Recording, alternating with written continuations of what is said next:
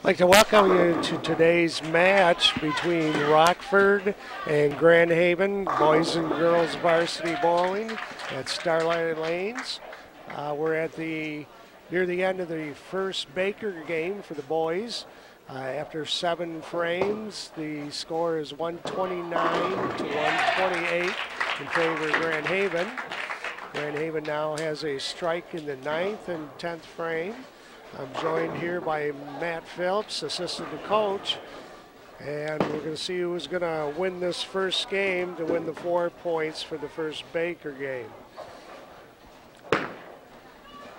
Up on the lane we have Evan Draft. He's the last bowler for the team. Let's see if he can fill in the 10th frame.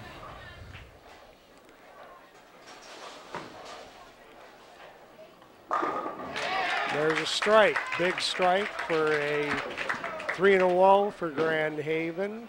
Rockford has a strike in the 9th and then the 10th, so the match is very close. Does look like Grand Haven has them by about 20 pins right now.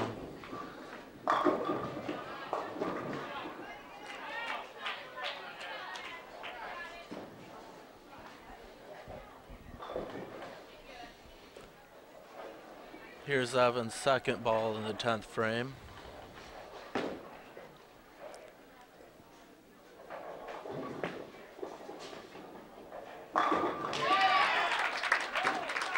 There's 4 in a row now for Grand Haven. They should have this first Baker game well in hand now. Over in the girls' match, at the end of 7 frames, the Rockford girls are leading by 3 pins.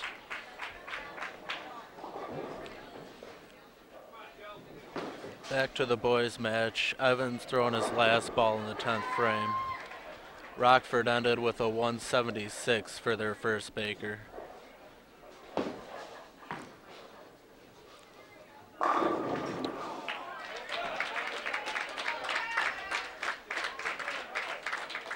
Grand Haven finishes with a 218 on the first Baker game to win the 4 points.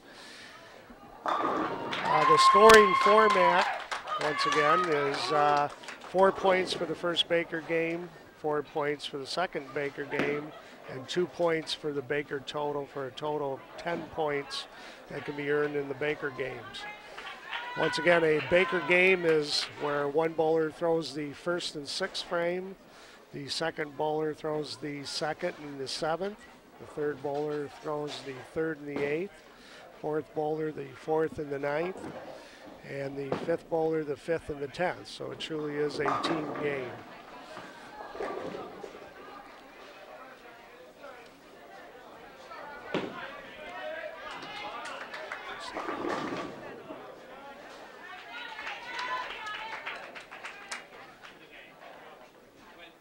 In the girls' match in the 9th frame, the Rockford girls are leading by approximately 7 pins.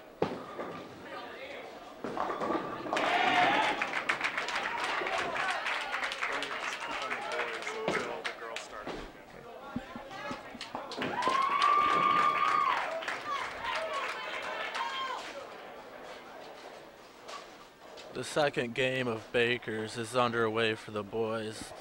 Grand Haven started with a strike, and so did Rockford.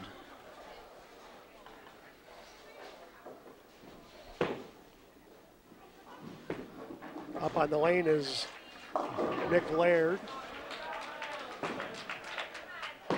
and he leaves the 4-7. Got another strike by Rockford. That's 2 in a row. The first game for the girls, the Grand Haven girls pull it out, 122 to 115, so they'll get those 4 points. We're going to move over and watch the girls now in their second Baker game. Grand Haven girls this year are made up of Mariah Oltoff. She's a senior. She was all conference in 2010 and an honorable mention in 2009. Miranda Helder, she's a senior. She was an all conference in 2010 and an honorable mention in 2008. Chelsea Winkleman, she's a senior. She was all conference in 2009 and an honorable mention in 2010. Ashley Lacey is a senior and she's been a member since 2007. Samantha McKinnon, she's a junior in her second year. Becca Clark is a sophomore in her first year. And Dominique Sowers is a freshman in her first year. And up on the lane is Chelsea Winkleman. Started off for the Grand Haven girls with a strike.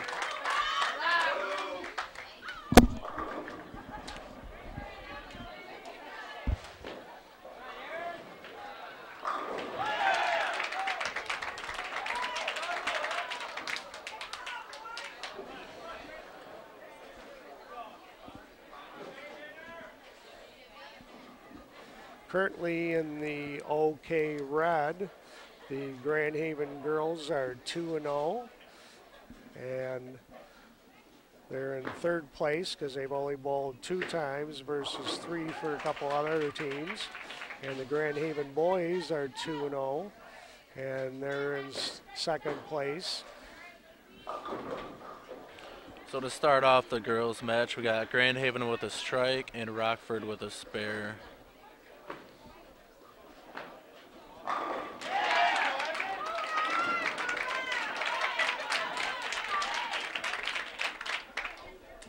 Becca Clark is the second bowler for Grand Haven, and she leaves 3 pins standing.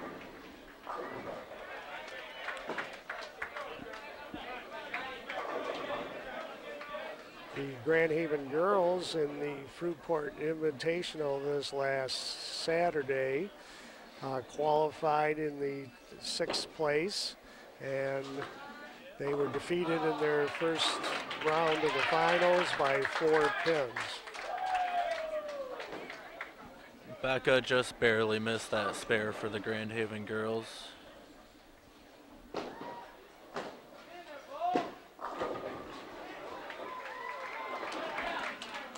And the Rockford girls missed their spare, so at the end of 2 frames, it's 28 for the Grand Haven girls and 26 for Rockford.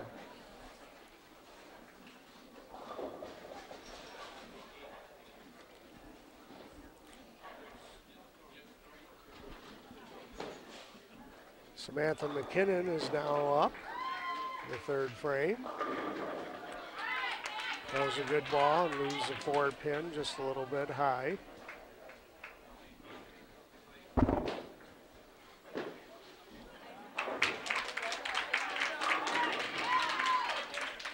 Nice strike by the Rockford girls. Let's see if Sam can pick up her spare.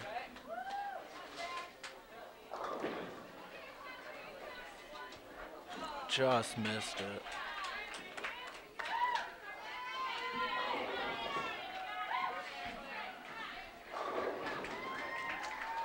Now bowling the 4th frame for the Grand Haven girls is Ashley Lacey.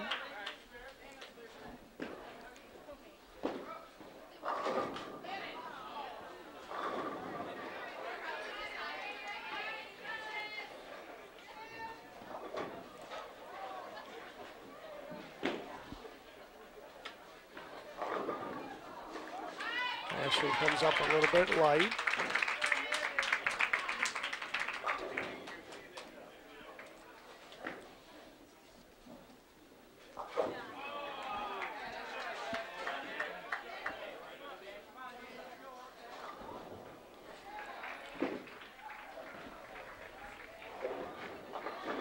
Rockford girls covered their spare.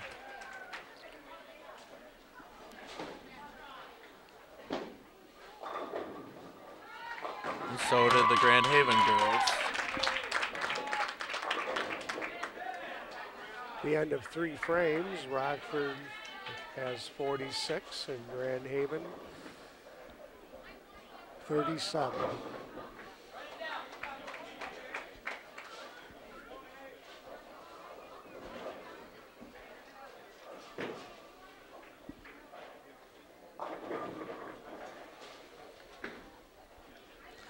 Now for Grand Haven is Miranda Helder. Throws a Brooklyn strike.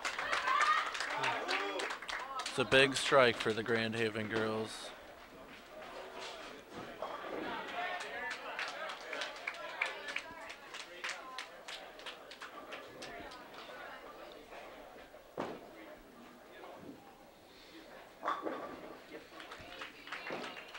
And the Rockford girls have an open. And after 4 frames, it's Rockford 63, Grand Haven 57. Grand Haven does have a mark in the 5th. It's been a close game so far through 5 frames.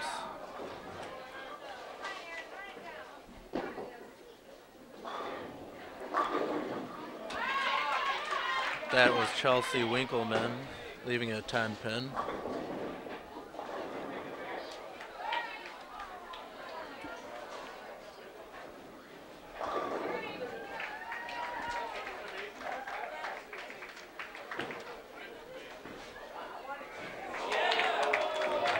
Rockford also left a 10 pin. We'll see if they can both cover them.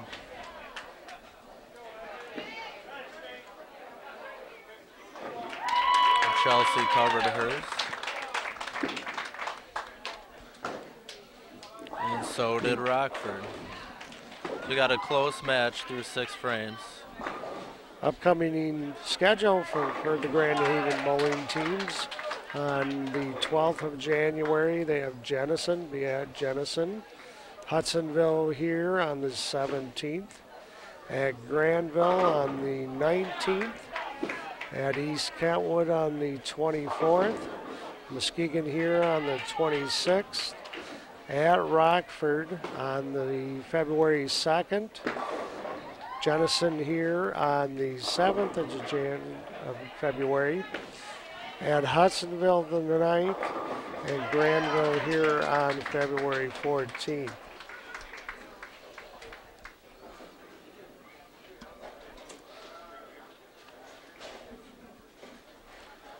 This is Becca Clark for the Grand Haven girls. Picked up the 5 out of the 5-10.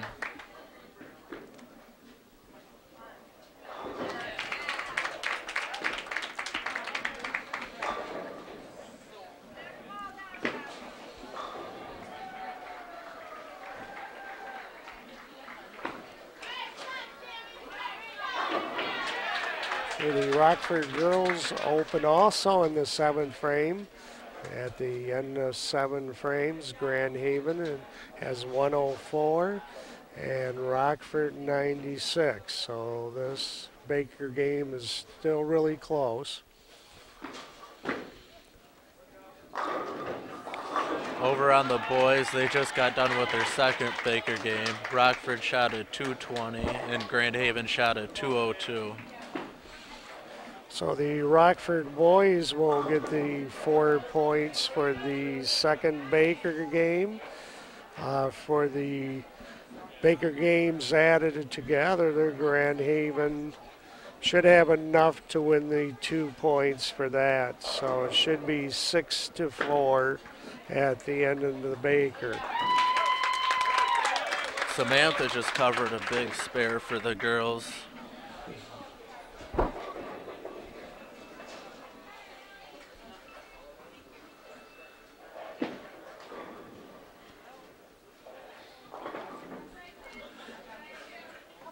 And the Rockford girls open in the 8th. So see if Grand Haven can pull away.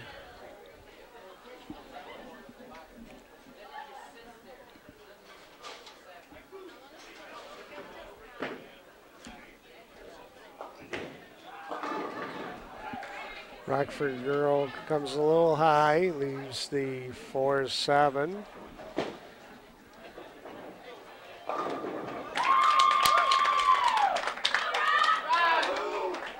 Big strike by the Grand Haven girls. Threw at Brooklyn, but it counts.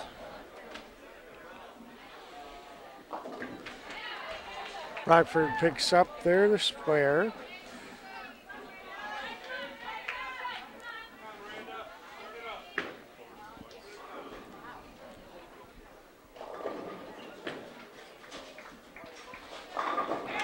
So both teams did mark in the foundation 9th frame going into the 10th.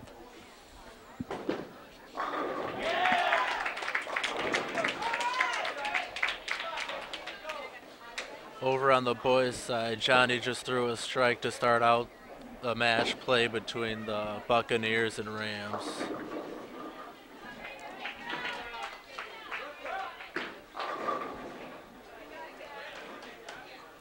We have Nick Laird here. See what he can do.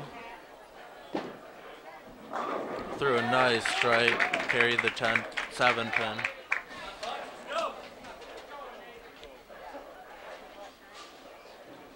Rockford girls did open in the 10th frame and ended up with 130 game. Miranda Helder marks for the Grand Haven girls in the first ball of the 10th. Now she'll throw her fill ball.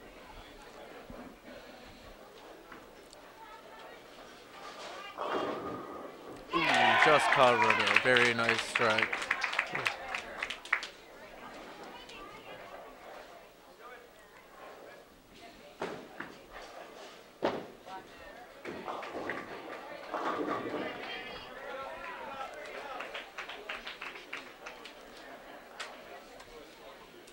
Grand Haven girls ended up with a 162 for their second Baker game, so they'll win all 10 points for the Baker games.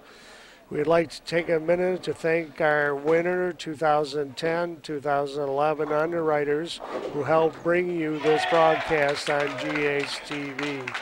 They are Rising Building Center, generations of experience helping to build the Tri-Cities for over 60 years. Go to risinga.com to check out their monthly special. Rising Building Center, go where the pros go. Great pizza, great atmosphere. The original Clover Bar and Restaurant in Grand Haven has been perfecting pizza since 1963. Don't forget their spaghetti and lasagna night on Thursdays. For installation, fixing a broken, woodworking, big jobs and small jobs, call A.J. Clark, Handyman. Available for both residential and commercial work. AG is a handyman who's on the level. Call 844-2062. Quality's Custom Screen Printing is GHTV's t-shirt printer. Call for all your custom printing. Batteries Plus now has 2 locations, one in Muskegon on Harvey by Grand Traverse Company, or visit them in Holland at 386 Bay Park Drive, across from the Goodwill on Lakewood Boulevard. Starlight Lanes, a Grand Haven, Michigan icon since 1960. Starlight has long been a place for family fun as well as competitive league bowling. For your professional quality signs, graphics, banners, and printing needs, look no further than Olmsted Signs and Graphics in Grand Haven. Call 846-4670. Morden Electric Inc., serving the community since 1986 with quality workmanship and professionalism. We're small, but think big. The same superb quality no matter how large or small the job. Call 846-4899. Your staff for today's match is Philip Chalafoix, Evan Silver, Michael Norman, and Alex Cherry.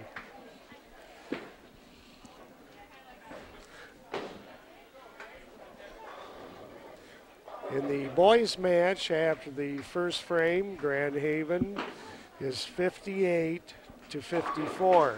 Now in this match, they'll have 5 players bowling. It's 1 point for each head-to-head match, with bowler 1 bowling number 2, bowler 1 bowling bowler 1, and so on down for all 5 bowlers. Those are worth 1 point each, and total is worth 4.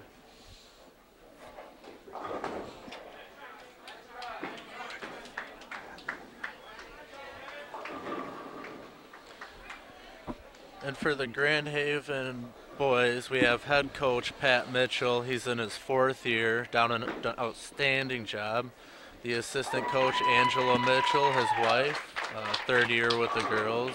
The assistant coach myself, it's my 1st year. Been a member of the Grand Haven team until 2005. I did assistant coach the next year when they were runner-up state champions. And we have Aaron Hawkins, who's a senior, been on the team since 2007, all-conference team in 2009 and 2010. Evan Draft, also a senior, team member since 2007, all-conference 2009. 2010 he was honorable mention. Nate Hicks, he's a junior, team member since 2010. Nick Laird, junior, team member since 2009. Johnny Morehouse, junior, team member since 2010. Noah Witt, junior, team member since 2009. Jesse Fuller, senior, team member since 2009.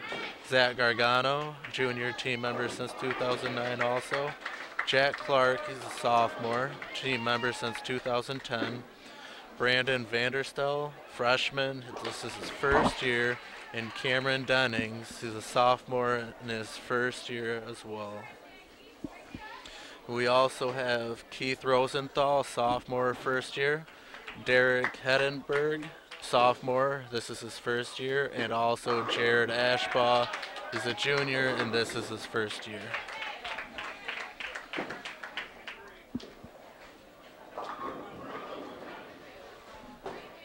And for Grand Haven in their match, the first 2 bowlers both have doubles. Good start for them. Up on the lane is Evan Draft. He currently has the 3rd highest game in the conference.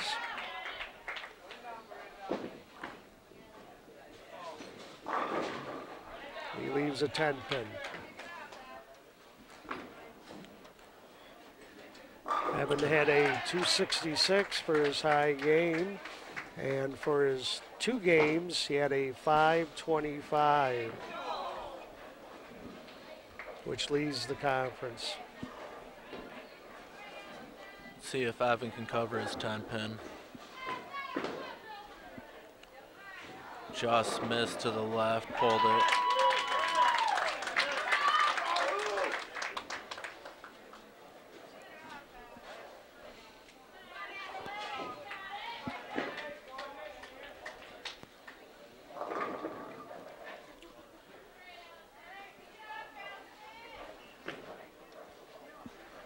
The leadoff bowler for Rockford leaves a 4 count. Up on the lane is Johnny Morehouse. He has a double through the first 2 frames. Make that 3 in a row. Good start for him. Or as we call it in bowling, a turkey.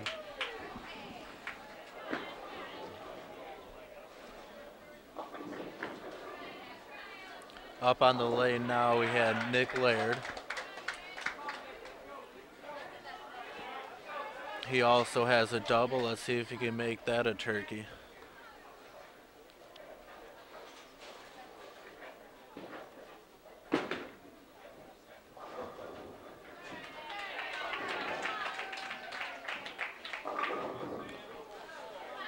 Nick goes high, leaves a split. Nice strike by Rockford. That was their 2nd bowler. He's got a double.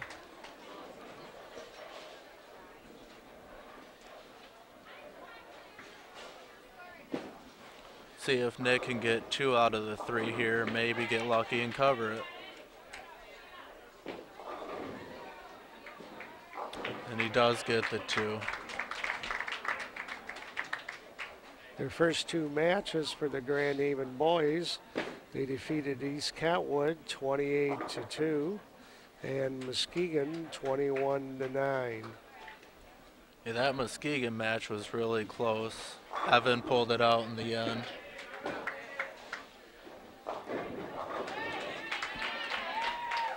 Nathan Hicks is on the lane for Grand Haven.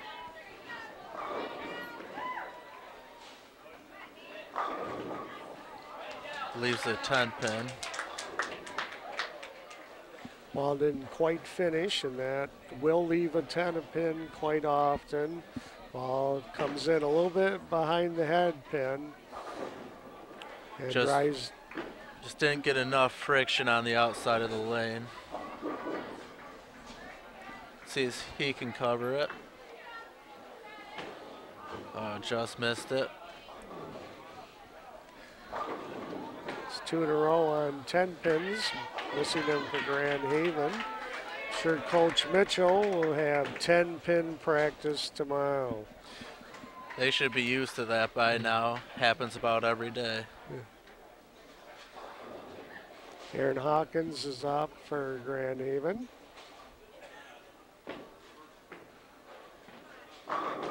Nice strike, just carries the 10 pin. And Rockford covers their spare.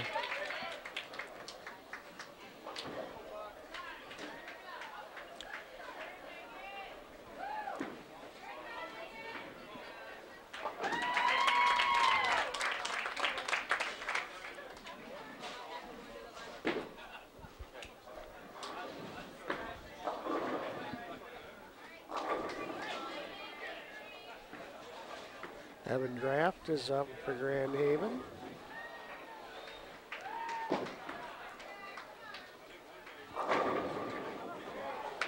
Looks like he left a 7 pin and so did Rockford.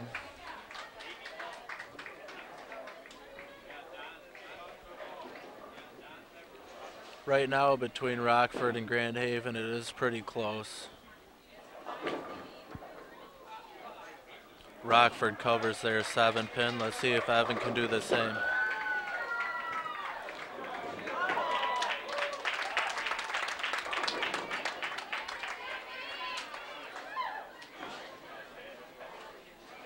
And he does. Good cover by Evan Draft. The end of 3 frames.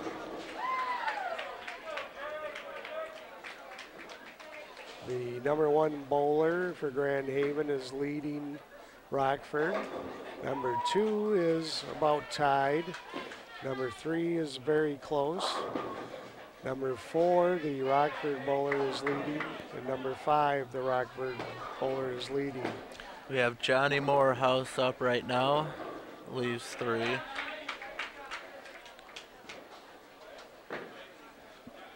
Total pins after 3 frames were very close. Rockford bowler just missed that spare. Let's see if Johnny can get those 3.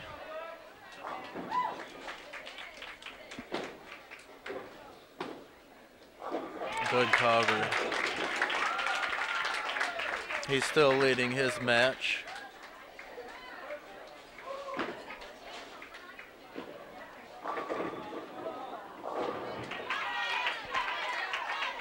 Rockford bowler leaves 4. In bowling we call that a bucket.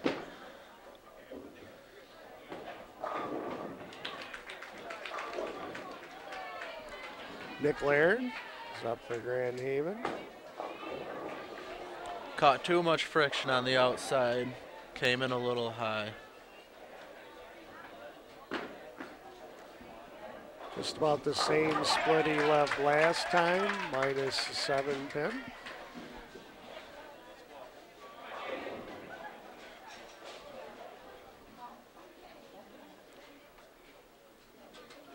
In the girls' match, after 2 frames, Grand Haven is leading in total pins, 130 to 111.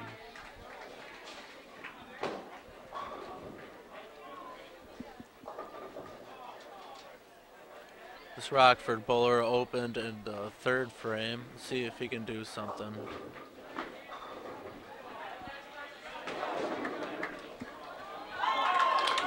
He leaves the 1-2-10. See if he can cover it. Up on the lane we have Nate.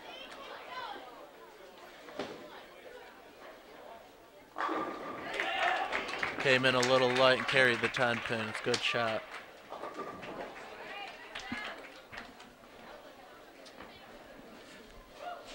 The teams are also competing in a couple invitationals. As I mentioned, they were in the Fruitport Invitational this past Saturday.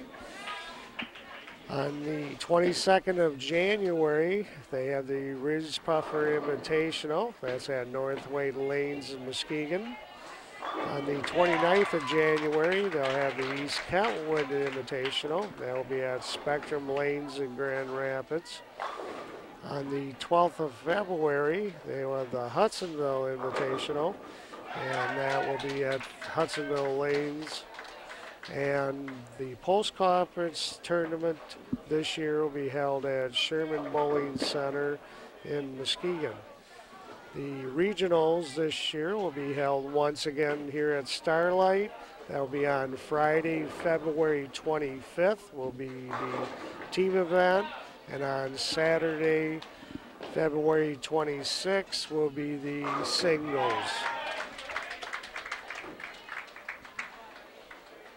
The fifth bowler for Rockford just threw a strike.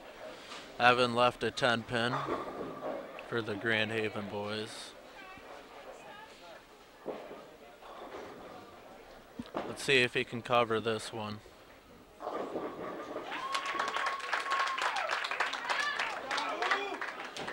And he missed it. Looks like that practice is going to happen. Shooting at 10 pins.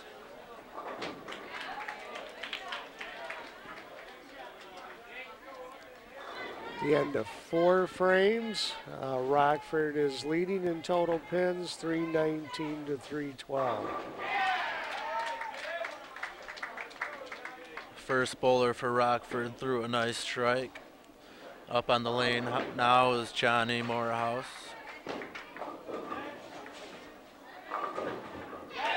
Throws a nice strike.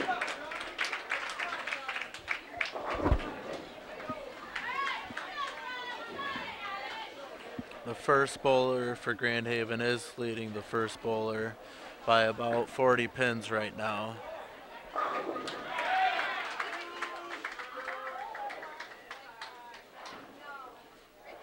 Up on the lane is Nick.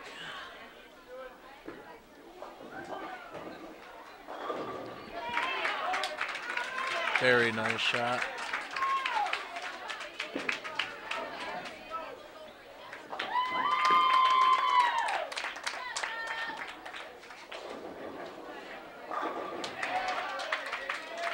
Very nice shot also by the Rockford boys. Last year in the OK Red Conference, the boys finished in second, and the girls also finished in second.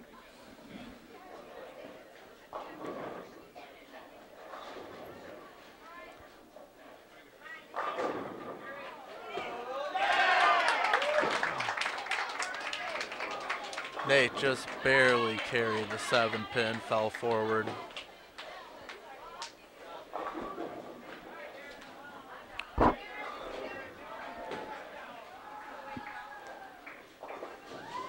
We have Aaron Hawkins up on lane 24 right now for the Grand Haven boys.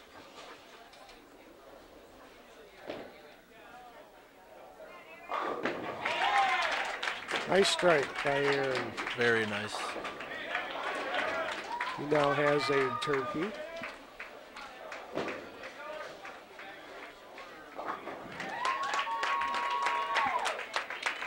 Up now is Evan Draft. Let's see if he can finish out the 5th frame for the Grand Haven boys. The Rockford boys are 1 and 2 in conference play.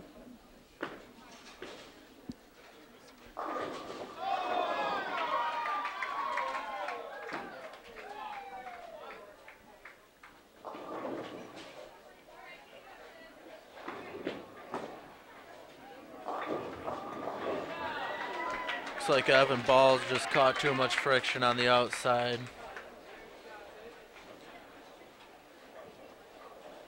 Leaves the 3-6-10.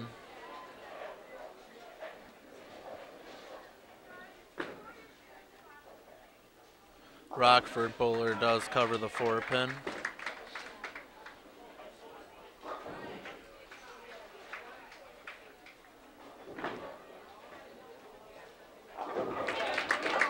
Nice spare by Evan.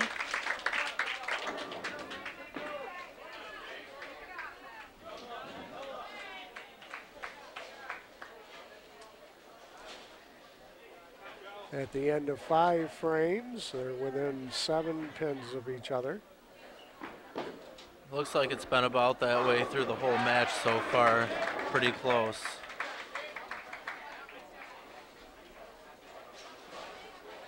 See if Johnny can double here for the Grand Haven boys.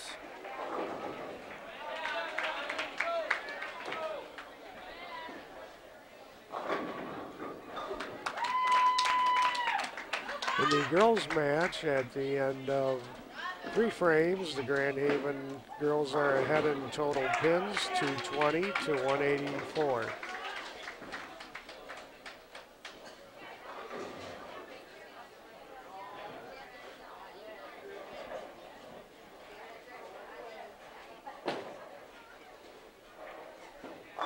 Johnny does cover his spare.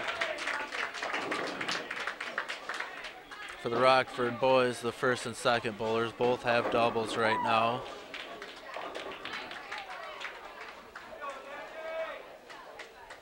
Johnny has no opens through 6 frames.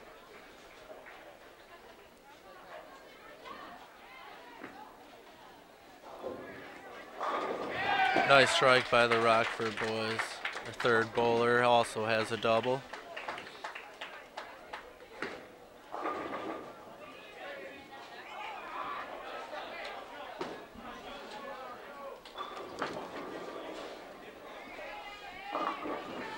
Nick came up a little bit high in that shot, left a 6 pin.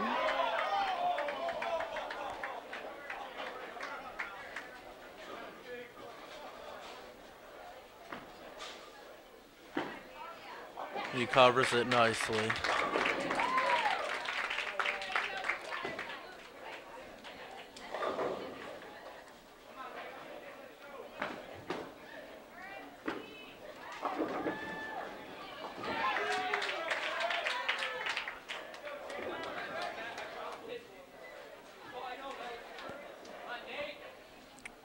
Right now we have an 8 up for the boys.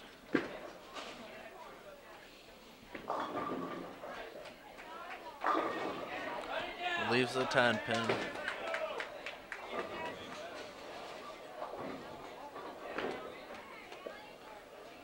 A nice strike by Rockford. That was their 5th bowler.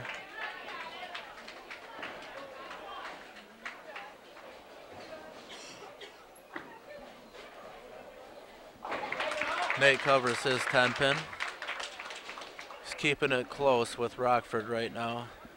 And their 3rd bowler.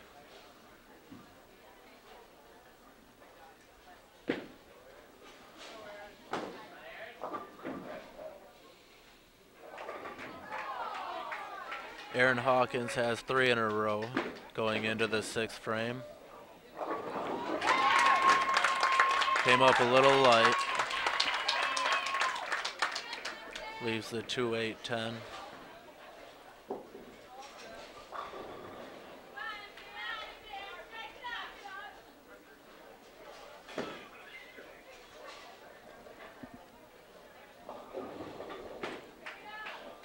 Aaron did switch balls for his spare.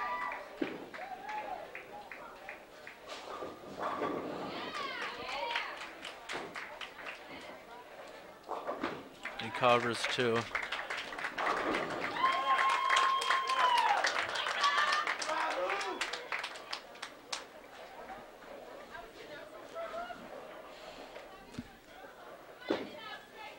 Evan Draft is now up for Grand Haven.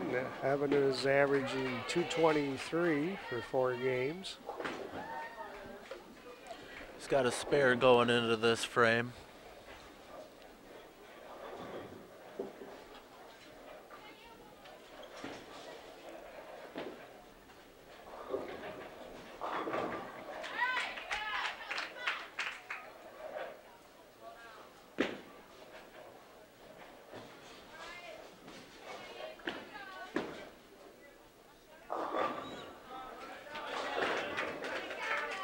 Was a little high.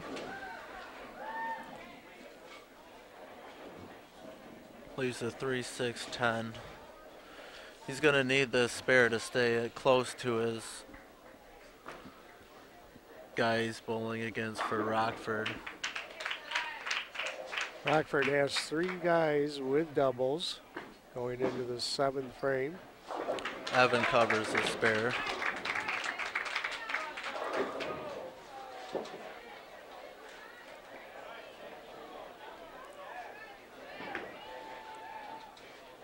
The end of 6 frames, total pins are still very close. In the girls match, the Grand Haven girls have 297 after 4 to 242 for Rockford.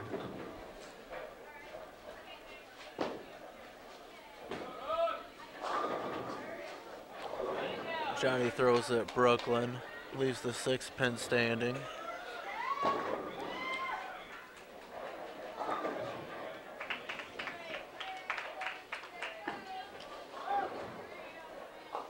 Rockford covers their spare.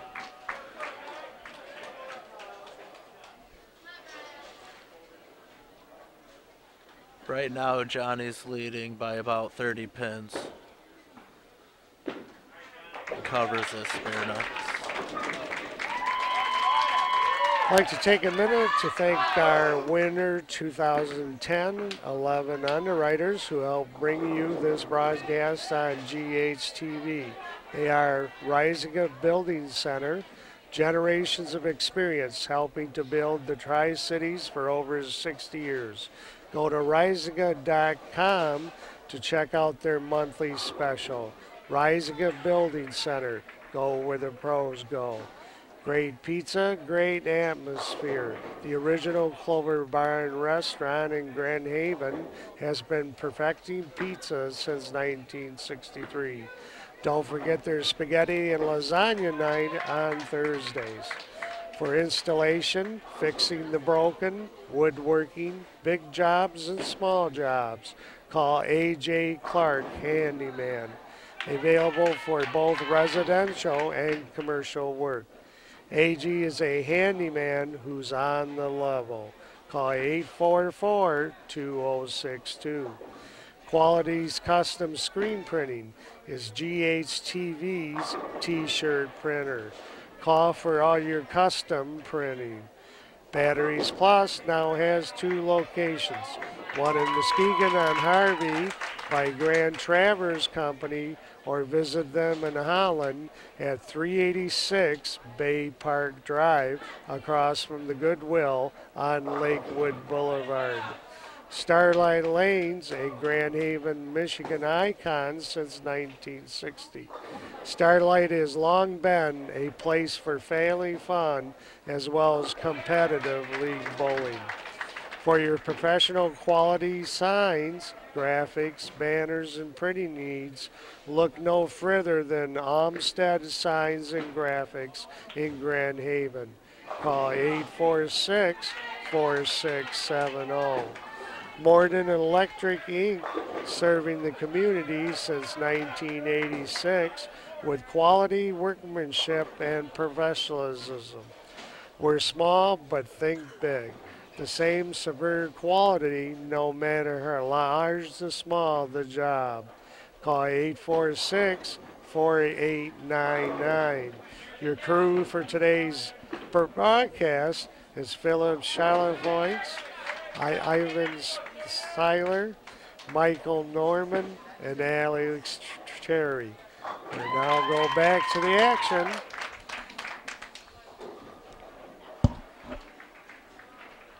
Aaron left a 4-pin. He's the 4th bowler for Grand Haven. He covers it. Rockford's on their 5th bowler.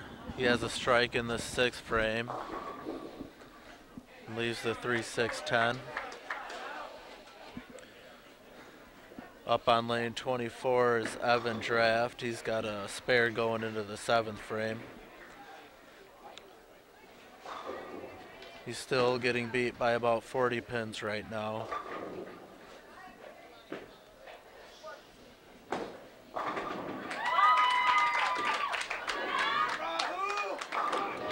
Beautiful strike by Evan Draft to stay in his match.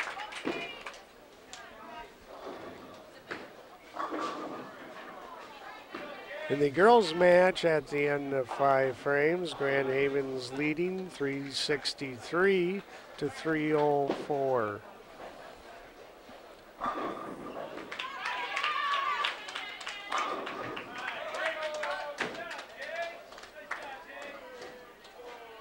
Leadoff man for Grand Haven up right now on lane 23, Johnny Morehouse.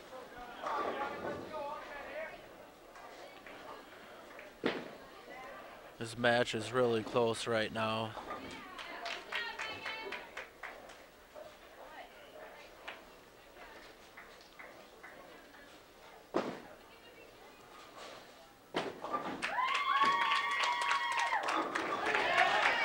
A nice strike by Johnny, trying to pull away. Johnny is yet to have an open through 8 frames.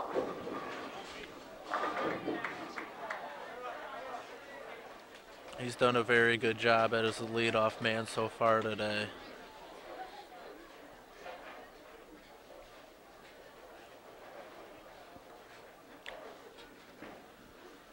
We have Nick up right now on lane 23. He throws a strike.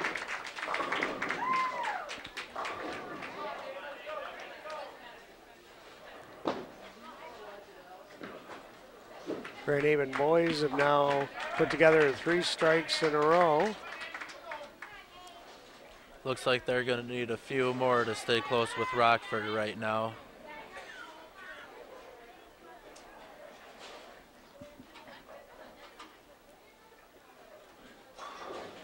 Nathan Hicks is up.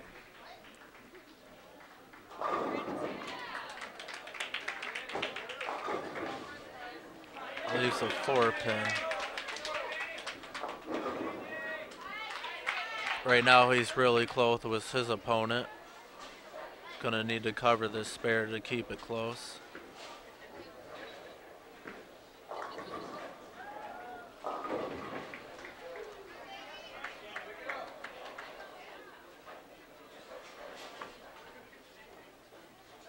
And he does.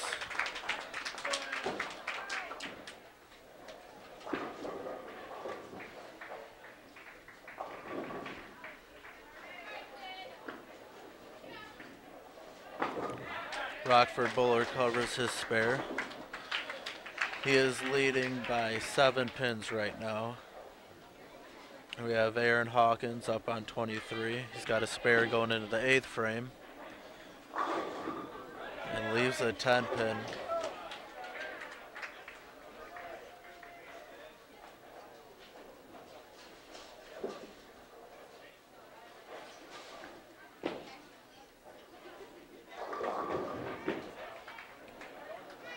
His opponent leave the 3, 6, 9, 10.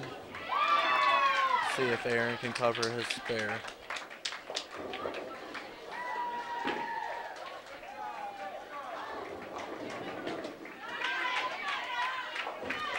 Covers his 10-pin.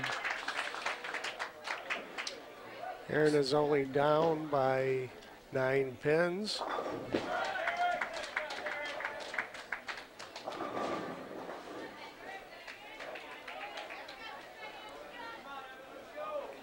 Evan, Grand Haven's 5th bowler, has a strike going to the 8th frame.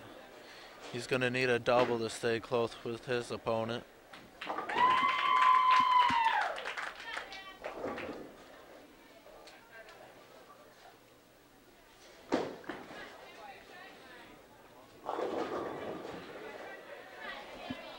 Evan almost gets a break there, but does leave the 10-pin. I think Evan's about 50% on his 10 pins right now.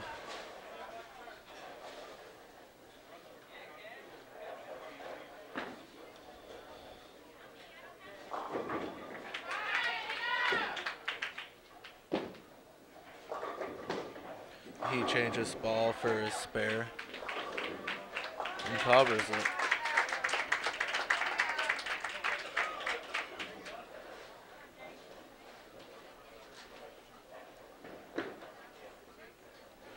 Evan's opponent covers his spare.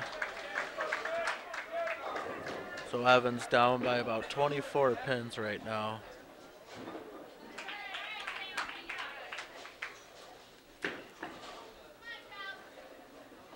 Rockford's leadoff bowler throws a strike. The end of 8 frames, Rockford was up by about 30 pins on total pins.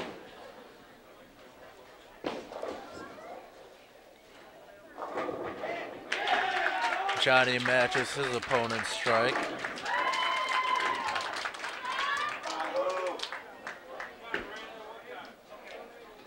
Both of them have doubles going into the 10th frame.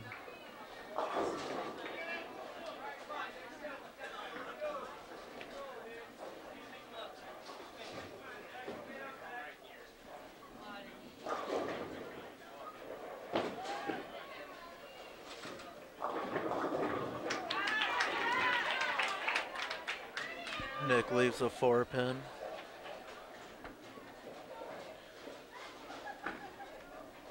His opponent also left a 4-pin and he covers it. Let's see if he can do the same.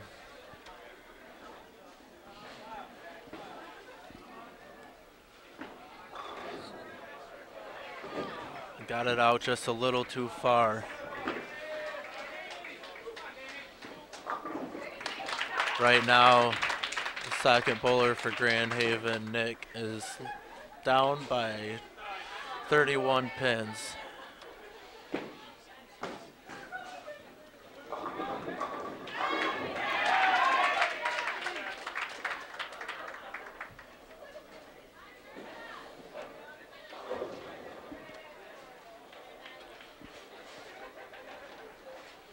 Nathan Hicks is on the lane. He's averaging 190 for 3 games.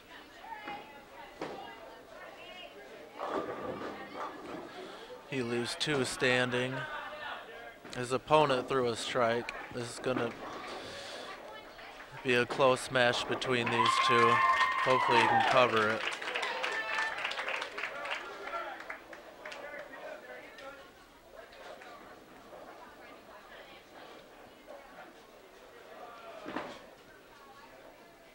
And he does.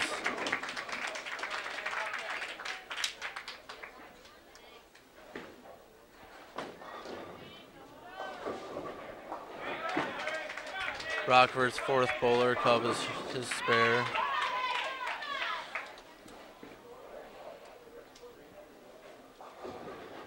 Aaron Hawkins is now up. He's averaging 175 for 4 games. Throws a strike to stay close with his opponent.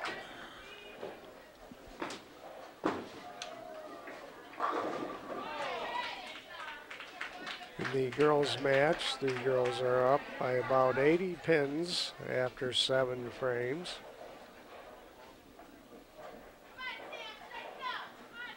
The Grand Haven boys are still down by about 60 or so going into the 10th frame. We have the anchor bowler Evan Draft up on 24 right now.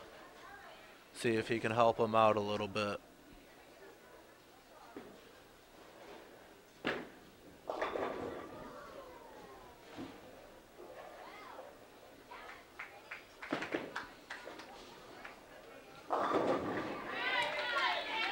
Almost carries it, leaves a 10 pin.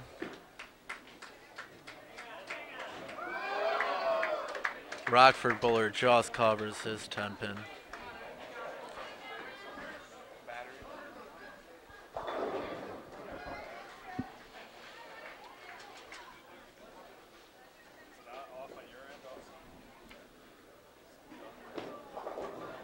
Both leadoff bowlers for the boys have doubles going into the 10th frame.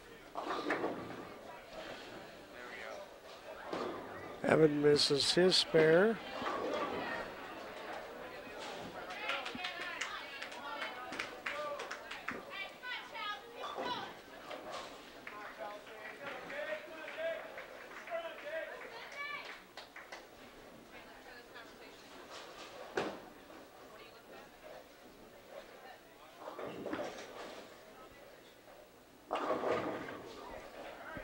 Rockford's boy leaves a 4-pin.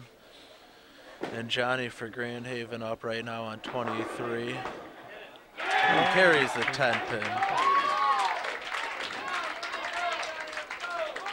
He's got 3 in a row right now.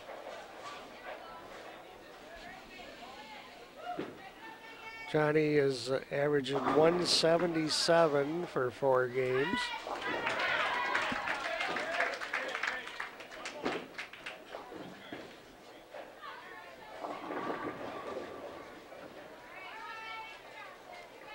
See if Johnny can double up in the 10th to help the total for the Grand Haven boys. And he does.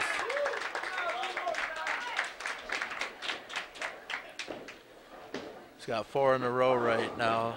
Bowling, we like to call that a ham bone.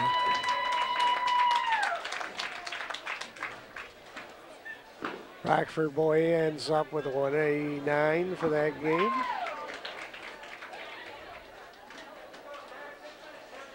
Johnny throws another strike. He'll end up with a 246. That'd be a good start for him.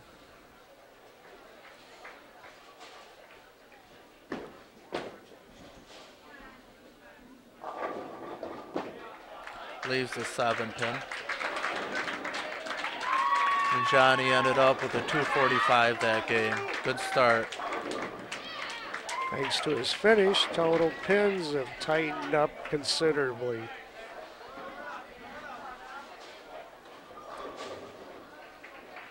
So Johnny will get 1 point for beating his opponent.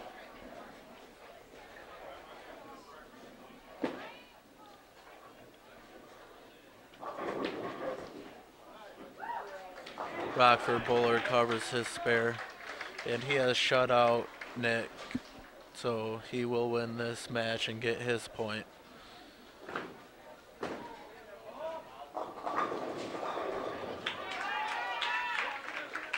Nick comes in through the nose, leaves a 4-6-10.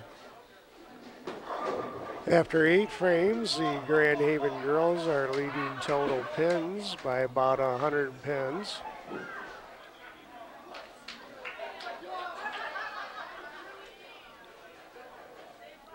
Rockford boy, second bowler, heads up with a 199. To Nick's 149.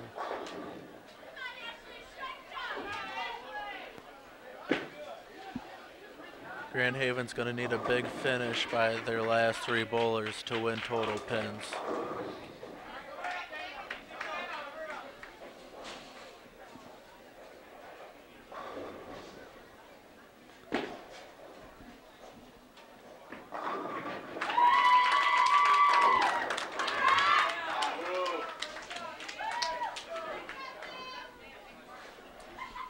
Nate gets 9.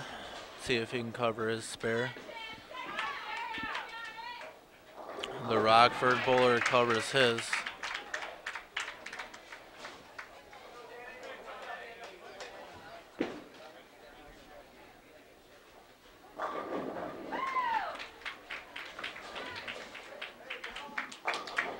And he does cover it.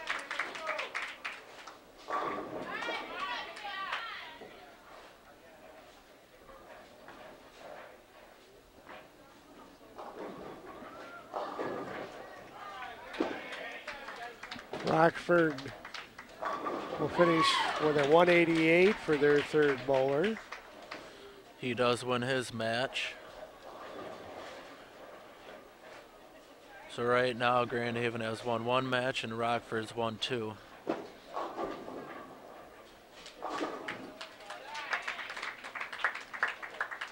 Nate finishes with a 178.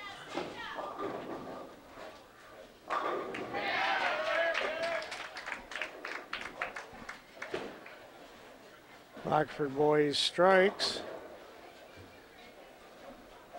Aaron's going to need this strike to stay close. And he does.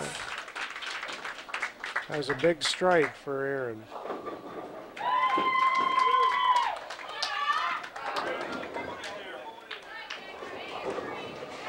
Rockford bowler doubles in the 10th frame.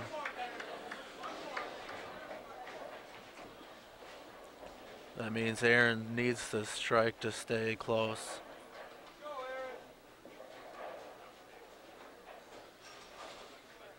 There's a lot of pressure in these situations on the bowlers. And he does. All comes down to the last ball.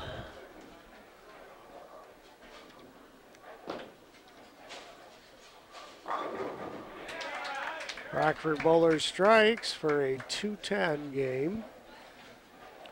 Aaron's going to need 8 to tie, 9 to win.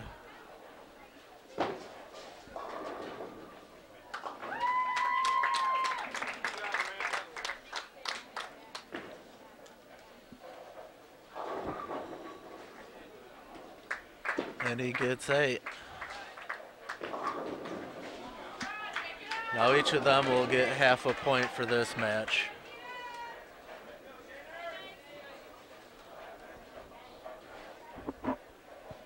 That half a point can always mean a lot though when it comes down to it.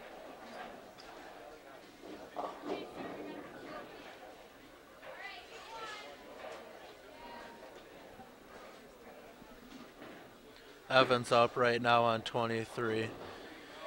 He is actually shut out, so Rockford's bowler will get his point. Evans strikes. So does the Rockford bowler.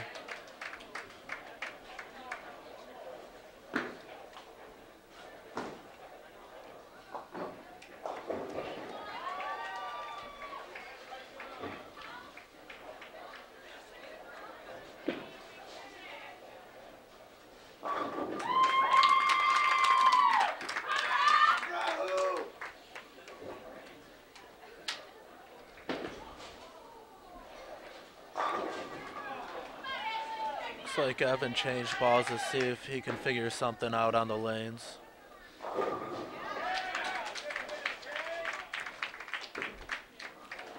Rockford's anchor bowler throws the last 3. Take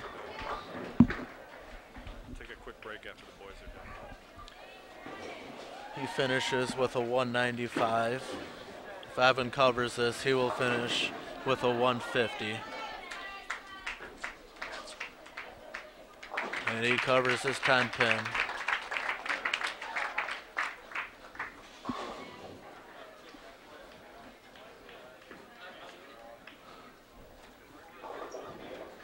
So Rockford's going to win 3 individual points and the 4 points for a total of 7. Grand Haven will get 2, which does tighten up the match. Yes, it does. It's going to come down to that last game.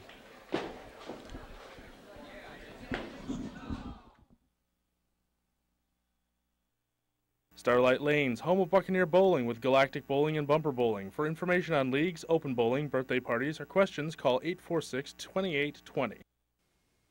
Batteries Plus is your one-stop source for anything that needs a battery. Remember, if it needs a battery, all you need is Batteries Plus, America's battery experts.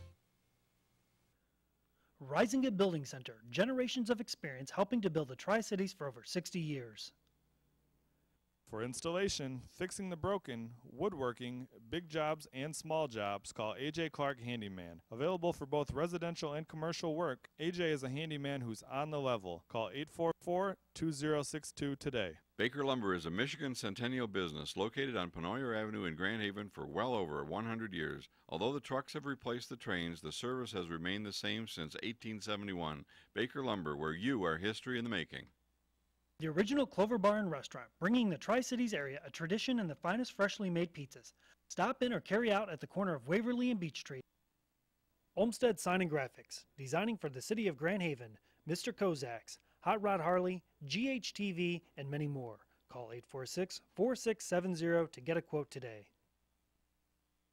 Morton Electric knows how much your new home means to you. They take pride in every aspect of the job so you know it will be done right. There's no job too big or too small they can't power up. When quality counts, call Morton Electric. Morton Electric, your electrical connection. I'd like to take a minute to thank our winner 2010-2011 underwriters who helped bring you this broadcast on GHTV. They are Risinga Building Center, generations of experience helping to build the Tri-Cities for over 60 years. Go to risinga.com to check out their monthly special. Risinga Building Center, go where the pros go. Great pizza, great atmosphere. The original Clover Bar and Restaurant in Grand Haven has been perfecting pizzas since 1963. Don't forget their spaghetti and lasagna night on Thursdays. For installation, fixing the broken, woodworking, big jobs and small jobs, call A.J. Clark Handyman. Available for both residential and commercial work. AG is a handyman who's on the level. Call 844-2062. Quality's Custom Screen Printing is GHTV's t-shirt printer. Call for all your custom printing. Batteries Plus now has 2 locations. One in Muskegon on Harvey by Grand Travers Company, or visit them in Holland at 386 Bay Park Drive across from the Goodwill on Lakewood Boulevard. Starlight Lanes, a Grand Haven, Michigan icon since 1960. Starlight has long been a place for family fun as well as competitive league bowling. For your professional quality signs, graphics, banners, and printing needs, look no further than Ovzum Signs and Graphics in Grand Haven. Call 846-4670. Morden and Electric Inc., serving the community since 1986 with quality workmanship and professionalism. We're small but think big. The same superb quality no matter how large or small the job. Call 846-4899. And your crew for today's broadcast is Philip Shalafu, Evan Seiler, Michael Norman, and Alex Cherry. We're back to the actions for the second game, regular game for the Grand Haven girls. They are ahead after the 2 Baker games and the first regular game, 18-1. They built a pretty big lead here, Matt. So I think they're already have won the match pretty much. So give a chance for some of the other girls to go ahead and bowl this time. Yeah, we'll see if they can win this match too. This match play game. In the Grand Haven boys match after the 2 Baker games and the first regular game, Rockford was leading 18-11 to 8.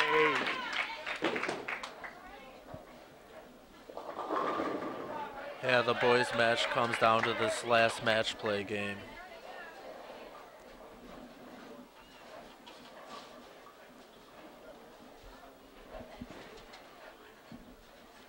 Becca Clark is on the lane for Grand Haven. She left a 3 count after the first ball. She just missed it to the left, might have pulled it a little bit.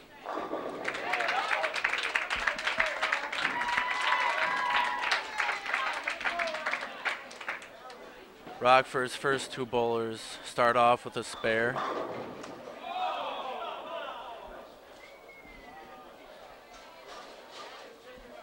It's the beginning of the match, so anything can happen.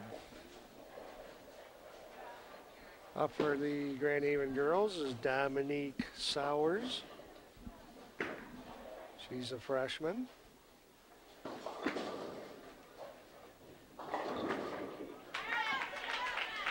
She leaves the 1-2 standing.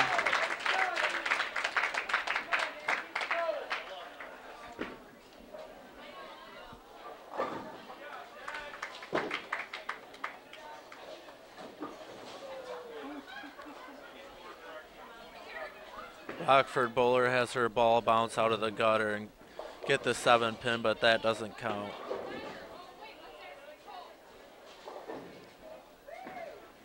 They'll reset the pin center for a full rack. She'll take a 0 on that first ball. Dominique, see if she can cover her spare. And she does. Nice job by Dominique.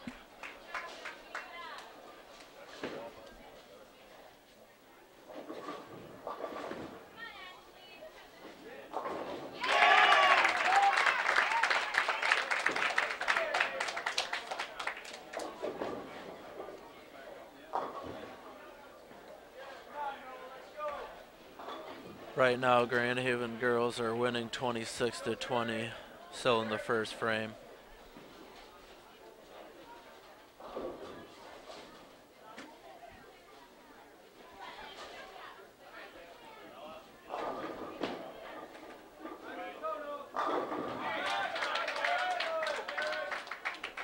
This is Rockford's third bowler, had a gutter on her first ball. She finished that frame with 9. Ashley Lacey is up for Grand Haven. Leaves 4 standing.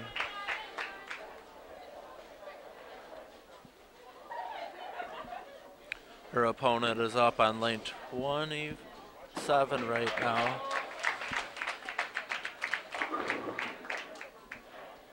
And also leaves 4 standing.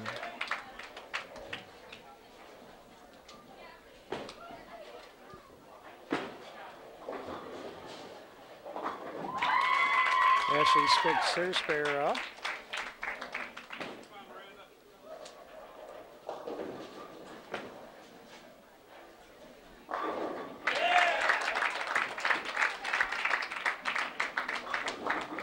The Rockford bowler gets 3, so she has 9 in the first frame. Miranda Helder is up for Grand Haven. And this is her last year of bowling for high school. She strikes. Good finish for the first frame for the Grand Haven girls.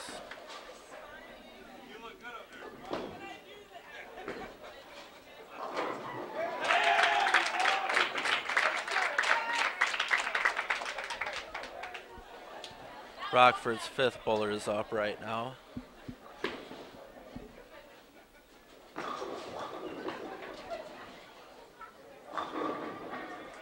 Leaves a 10 pin standing.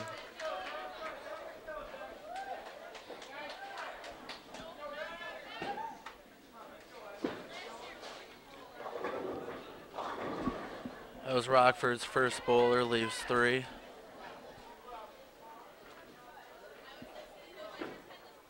Rockford girls are currently 1 and 2 in the conference.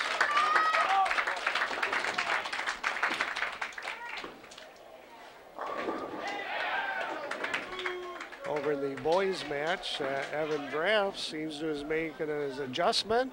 He has now have a first 4 in a row.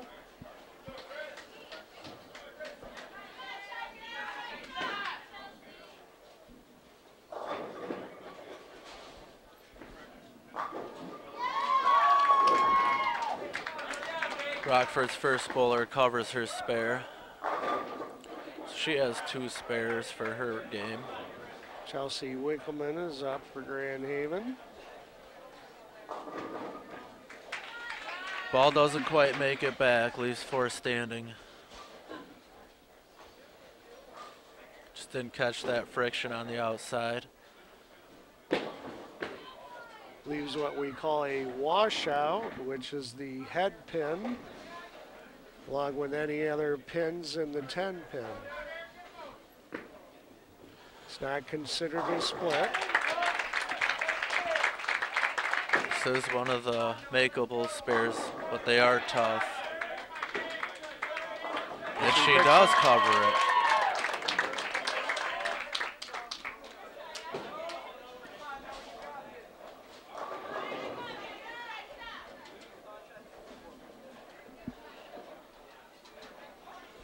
Rockford's second bowler up right now on lane 28. She gets 2 out of the 4 that were standing. Becca Clark is up for Grand Haven.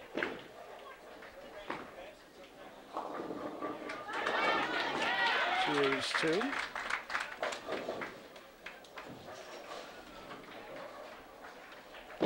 Rockford's third bowler up on 28, leaves 4.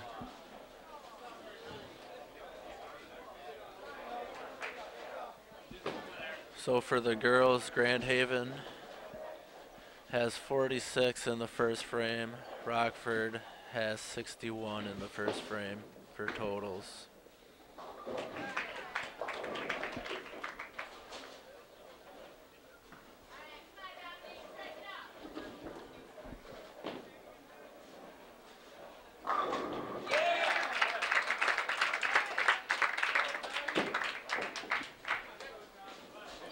Rockford bowler misses her spare. Dominique for Grand Haven is up on 27 right now. She has a spare in the first frame. Throws a strike. She's winning her match right now.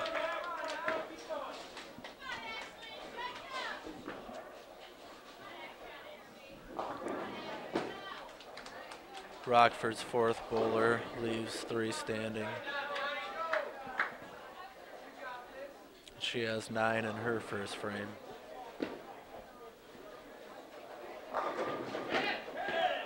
The boys match after 4 frames is very close.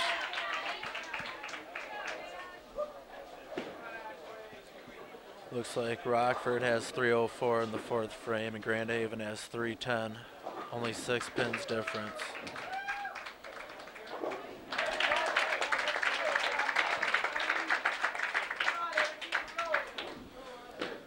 Ashley left 2 pins standing for the Grand Haven girls. Gets 1 of them.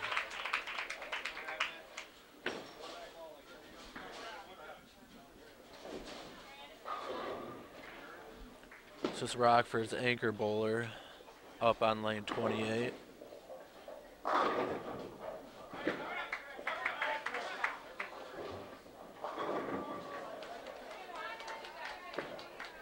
Miranda Helder is up for Grand Haven. Starting with a strike in the first frame.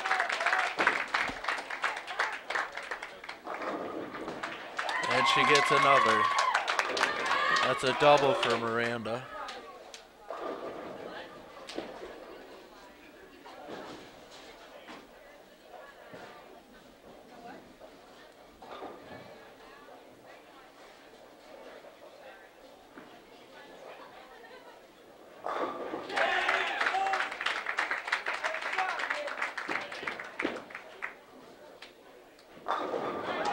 Rockford girl covers her spare in the second frame. Looks like Grand Haven girls have now taken the lead in the second frame. Grand Haven girls have 121 and Rockford has 111. Their first 2 matches, the Grand Haven girls beat East Kentwood 26-4. And then they beat Muskegon 30-0. Yeah, winning 30-0, it's a big accomplishment by the girls. It is very rare to see that.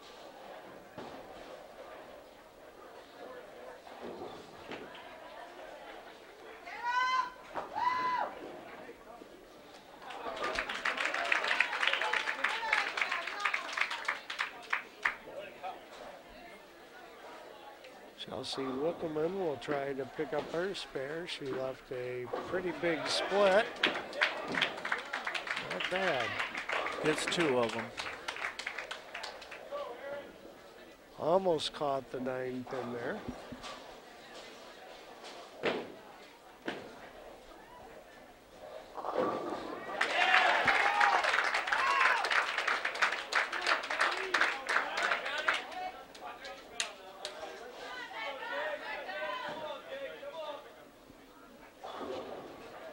to 5 frames in the boys match.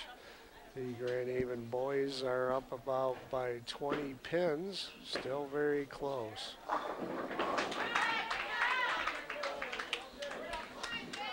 Becca for the Grand Haven girls gets 6. Looks like her opponent got 1 on her first shot.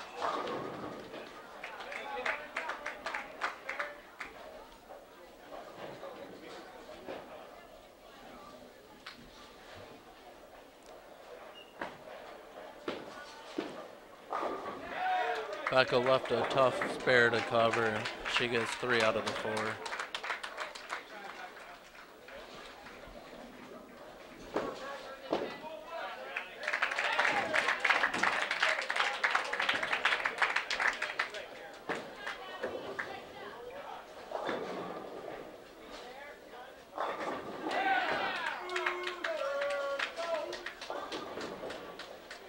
Have Dominique up right now for the Grand Haven girls.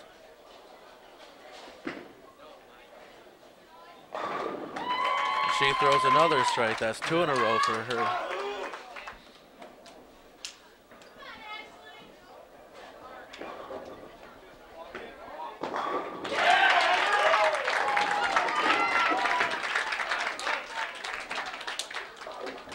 For the Grand Haven boys, Evan Draft figured something out, and he has the front 6.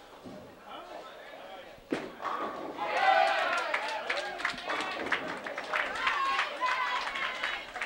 Grand Haven girls, Ashley Lacey leaves a 5 pin.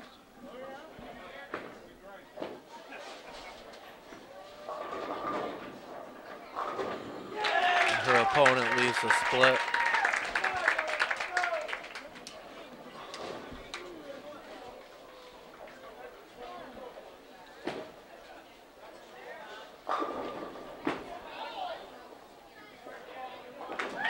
Ashley does cover her spare.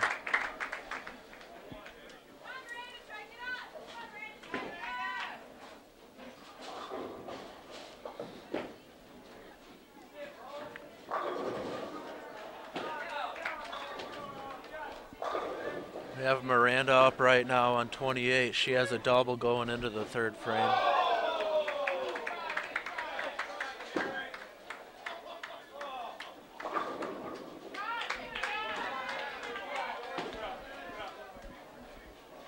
She gets 9. Her opponent up right now on 27.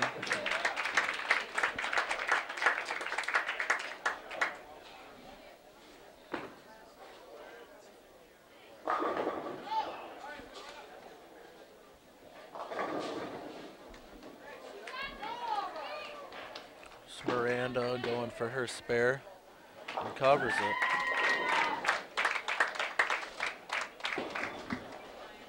So through 3 frames, she's clean for the Grand Haven girls.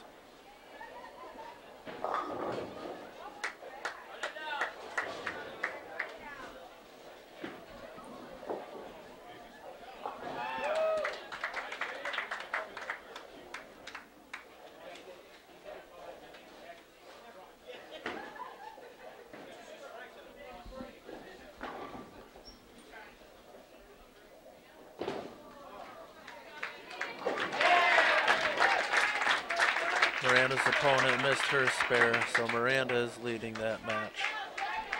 And through 3 frames, Grand Haven is up 203 to Rockford's 177. The boys match at the end of the 6th frame, Grand Haven is up by about 40 pins now. Yeah, they're going to need about 40 more to win total. Grand total between both match play games. Chelsea for the Grand Haven girls throws a strike, lead off bowler. Her opponent got 9 and covered her spare.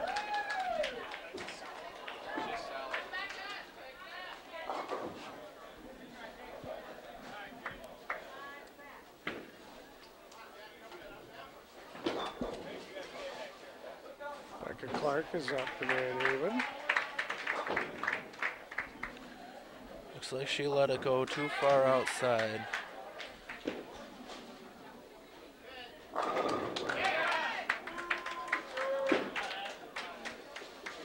Becca's opponent has 31 in the third frame. And her first ball gets 9, leaves a 10 pin.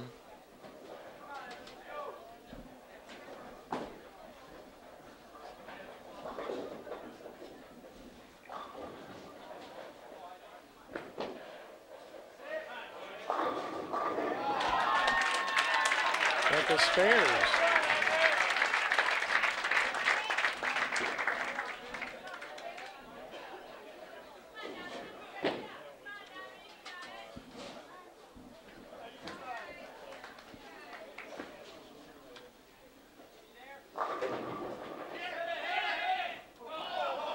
Dominique, the third bowler for Grand Haven, has a double, second and third frame.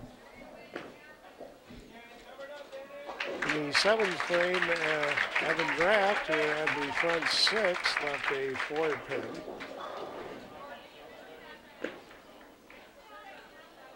He covered that 4-pin. Spares are a little bit harder after you've thrown 6 strikes in a row. Not used to shooting at spares.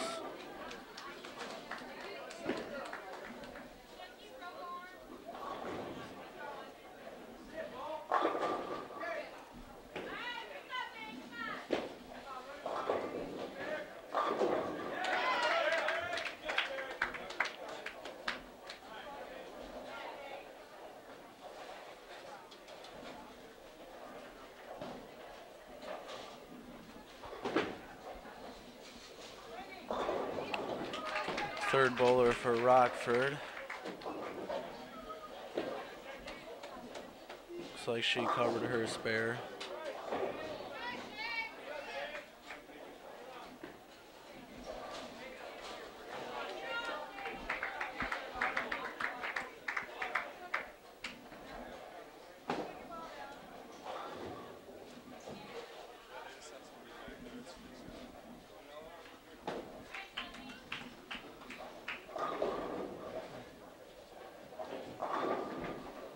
Fourth bowler for the Rockford girls gets 9.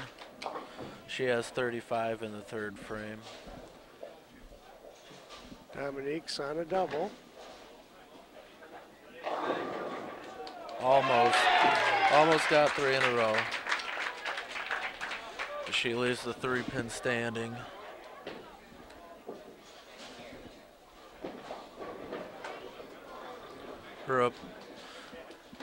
The fourth bowler for Rockford misses her spare.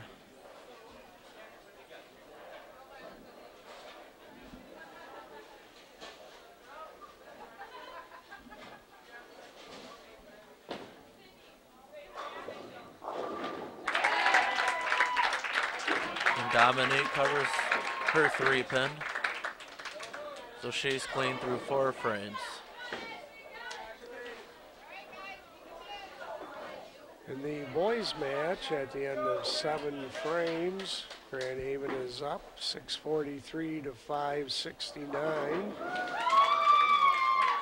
In the individual matches, the number 1 bowler, Rockford, leads by 4. The number 2 bowler, Evan, is up by quite a bit in his match. Number 3 bowler, Grand Haven is leading.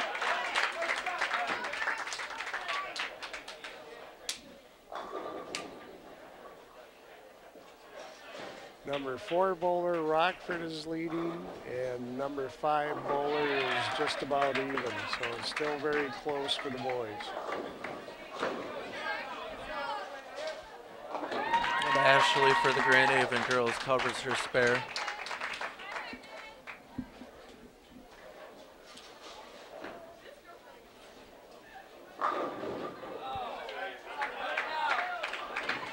Miranda, Grand Haven's anchor bowler, is up on 27.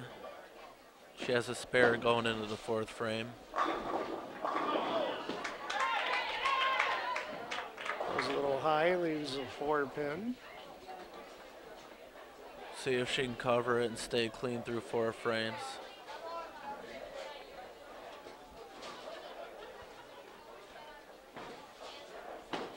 Looks like Grand Haven girls are winning by about 60 pins right now.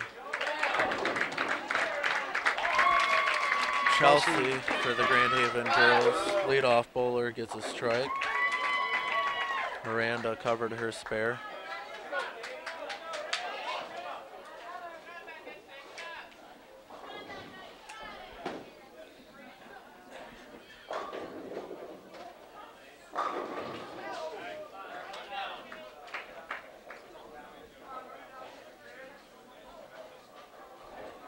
Becca Clark up on lane 28. She has a spare going into the 5th frame and gets 9.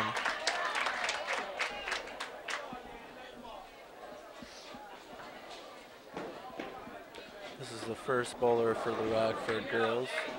She has a spare going into the 5th frame and leaves a split.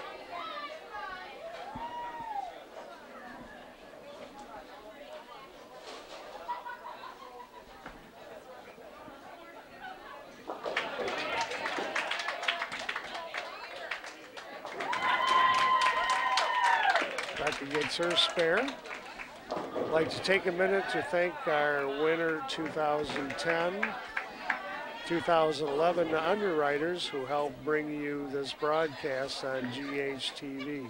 They are Riesga Building Center, generations of experience helping to build the Tri-Cities for over 60 years. Go to Riesga.com to check out their monthly special. Riesga Building Center, go where the pros go.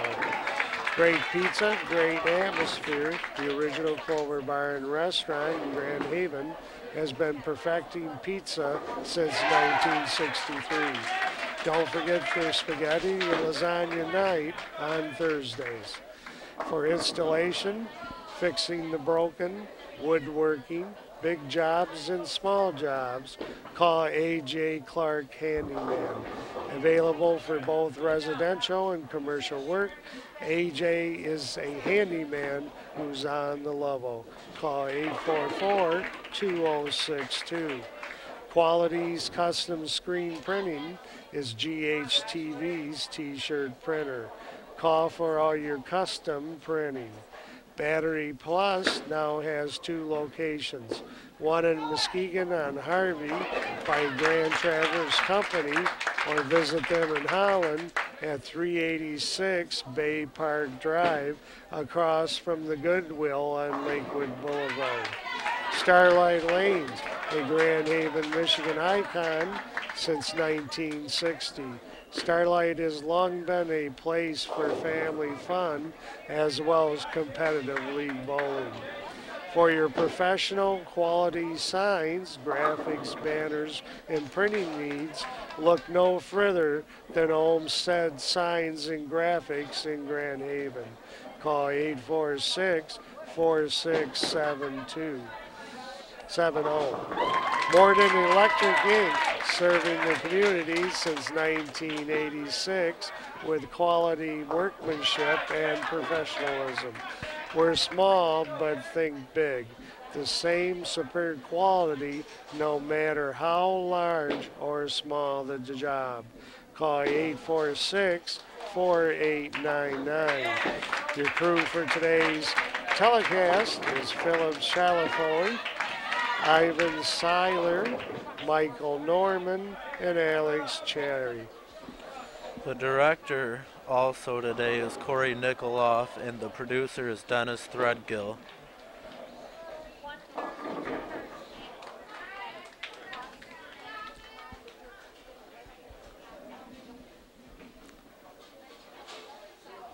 This is Miranda Halder up on lane 28, covers her spare.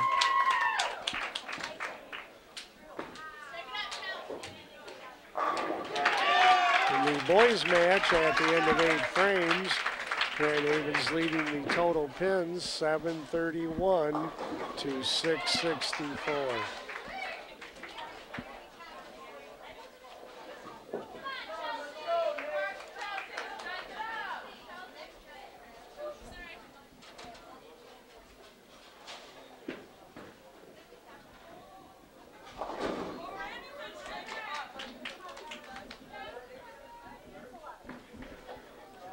Have Rockford's anchor bowler up on 27. She has a strike in the 4th frame. She's going to need a double to stay close with Miranda, her opponent.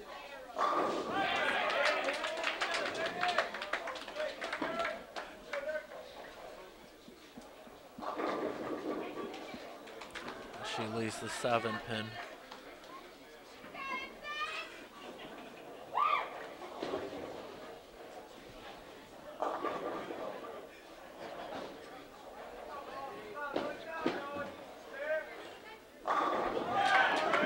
Rockford's leadoff bowler.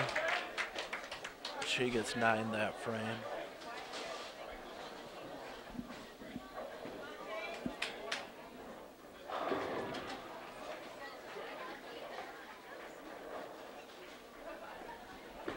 This is Rockford's 5th bowler trying to cover her spare. She pulled it a little and missed it.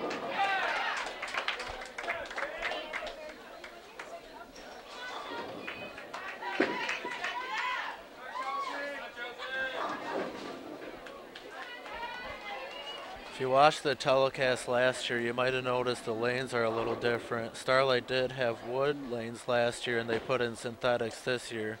Shots hold up a lot better than it did last year. They look a lot better too. Yeah, nice and shiny. Actually makes it a little brighter in here, I think. Chelsea Winkleman got another strike. She has a turkey.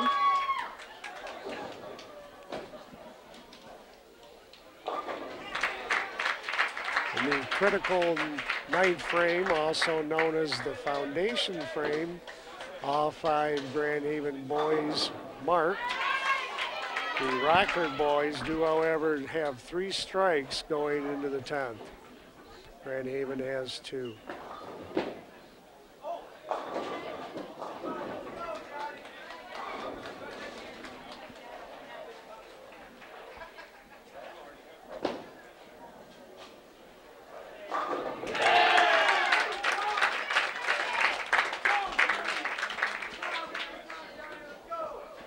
Becca Clark up for the Grand Haven girls. Covers her spare. She's currently leading her match by about 15 pins.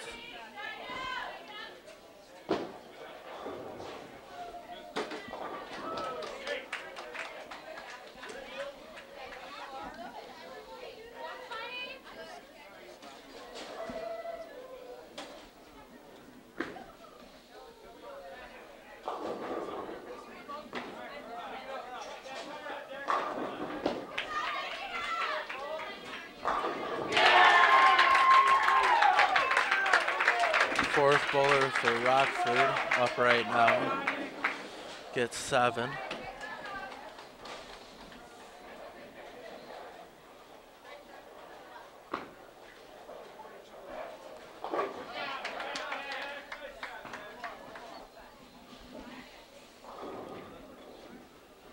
Dominique got 8 in the 6th frame. See if she can cover her spare. Joss missed to the left, but she is winning her match.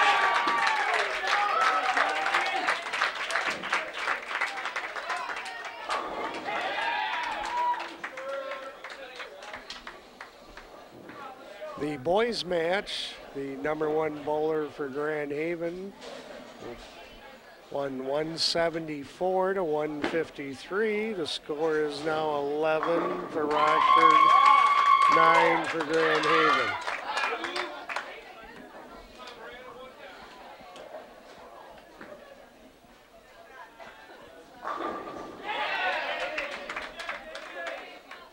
Fifth bowler for Rockford throws her ball.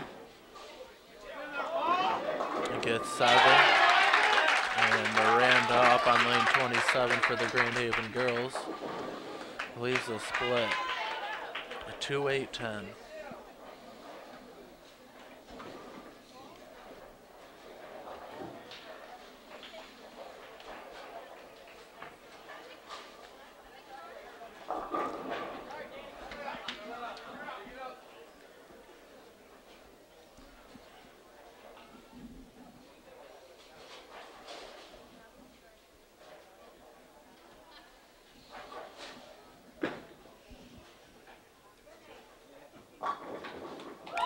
opponent covers her spare, trying to keep it close. Miranda gets 1 out of the 3 standing. Grand Haven's second boys bowler is going to win his match. It is now 11 for Rockford and 10 for Grand Haven in the boys match. Grand Haven girls are currently leading the Rockford Rams 472 to 347. That's in the 6th frame.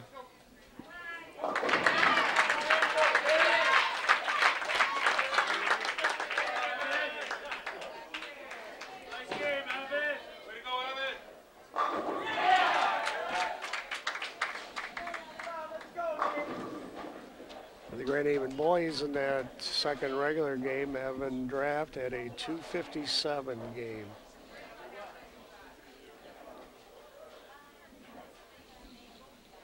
Is Chelsea going for her spare? Gets 1 out of the 3. She is winning her match. Actually by about 30 pins. Chelsea's opponent gets 2 out of the 4. So both those girls opened in the 7th frame. And back up for the Grand Haven girls. Gets 8. The third bowler for the Grand Haven boys lost his match 162 to 159. The score is now Rockford 12, Grand Haven 10. I think the boys, it's all going to come down to the grand total. It's going to be pretty close.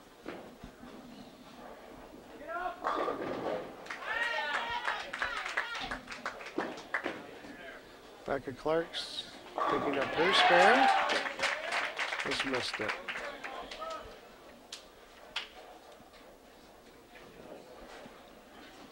Her opponent up right now on 27, going for her spare, and missed it as well.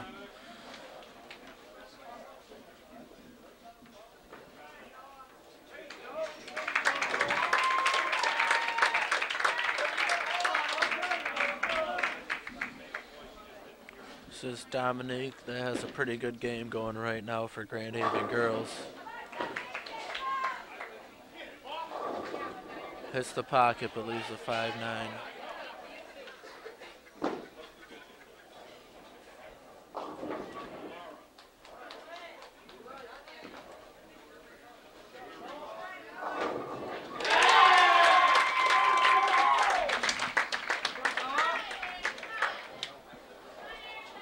For the boys, the 4th Rockford bowler beat the 4th Grand Haven bowler.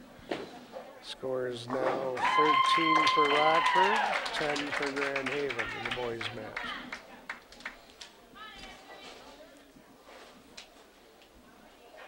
This is the third bowler for Rockford right now. Covers her spare.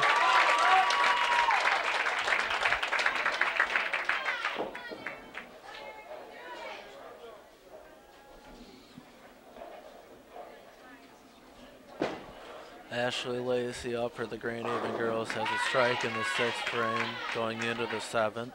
She gets 7 on her first ball. And her opponent also gets 7.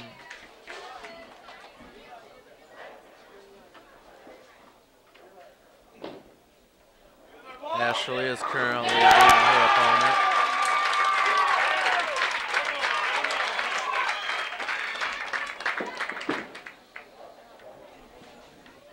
Ashley covers her spare.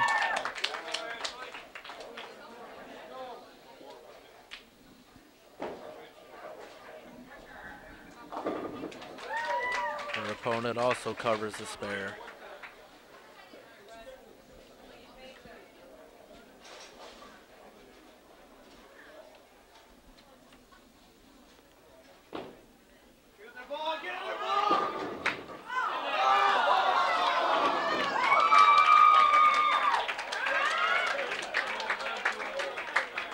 Like Miranda just threw a strike for the Grand Haven girls, the 5th bowler. the boys match, the number 5 bowlers tied. So we do have that half point to work with. Grand Haven 1 total on that one. We'll have to wait to see how the total pins come out for that 2 games. Those 2 points are going to be critical.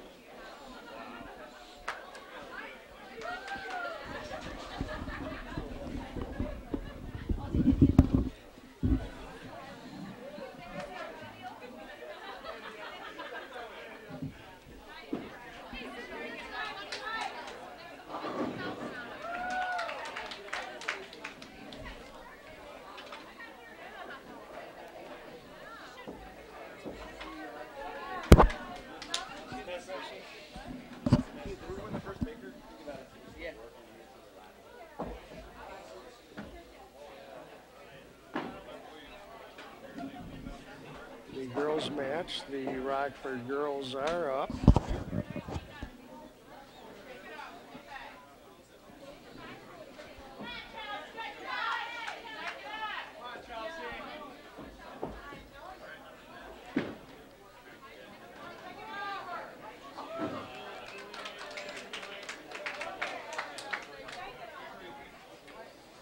Chelsea Winkleman is on the lane.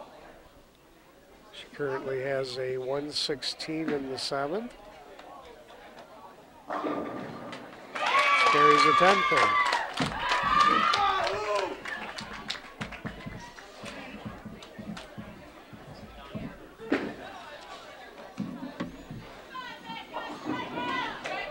In the boys match, the Grand Haven boys ended up coming out ahead 16-14 in a very close match.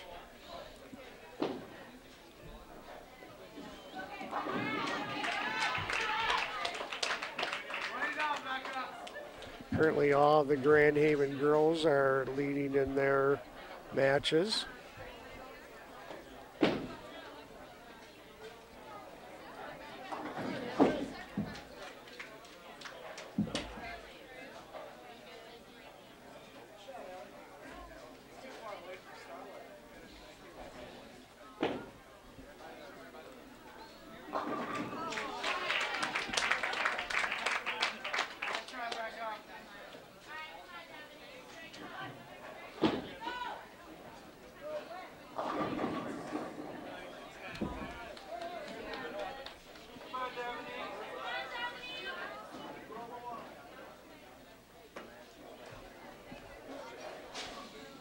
Dominique is up.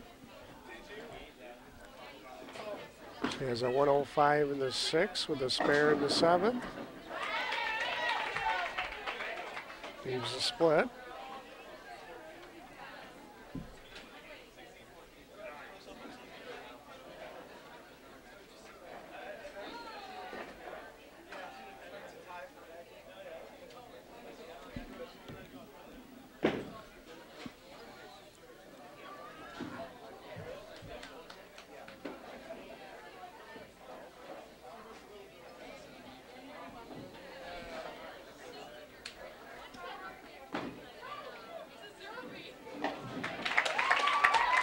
Gets 2 of the pins.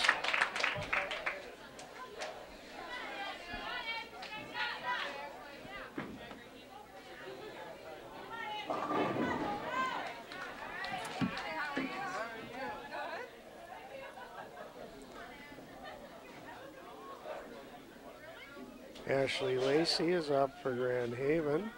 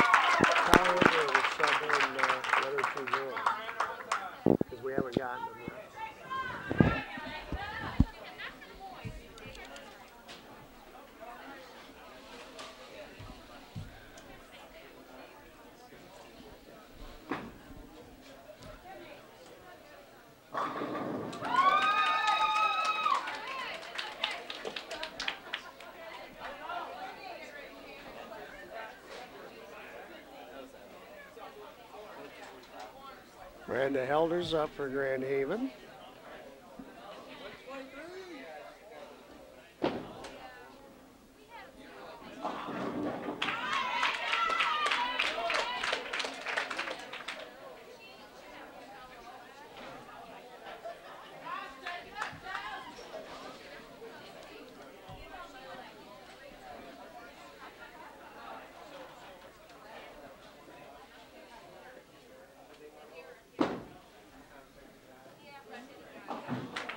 Just misses her spare.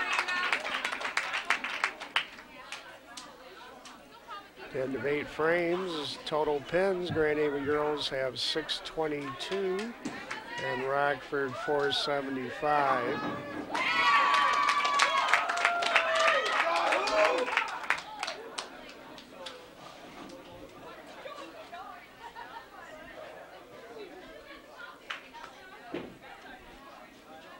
Chelsea Wickerman has a double after that strike.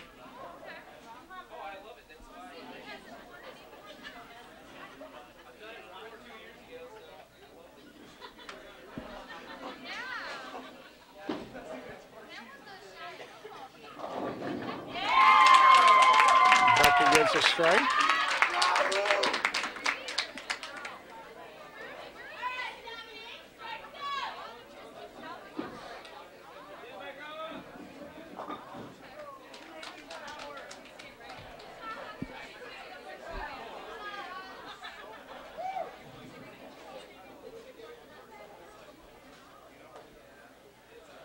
Dominique.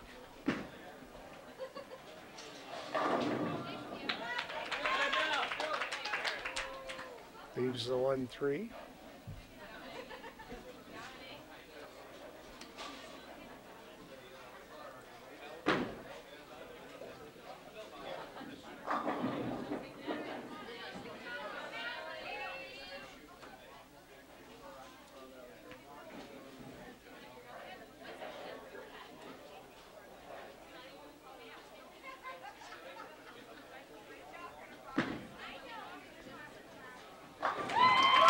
She gets the spare.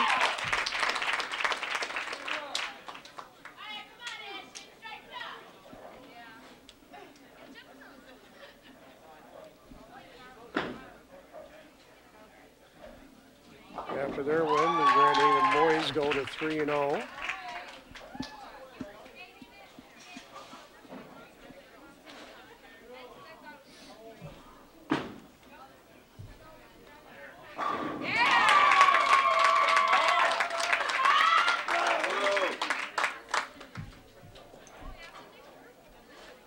Ashley Lacey gets a strike.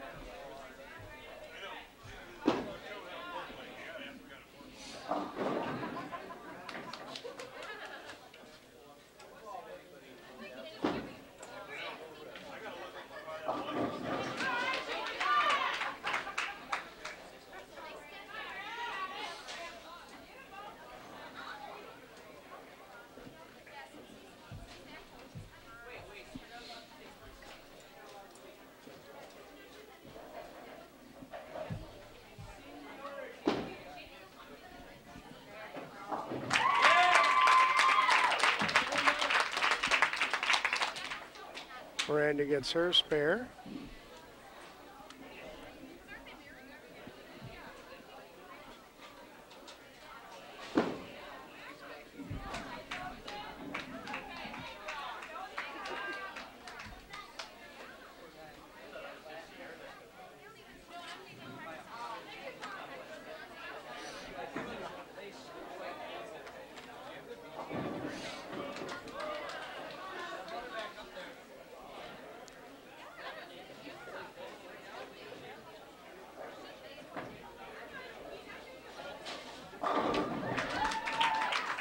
Rockford girls strikes.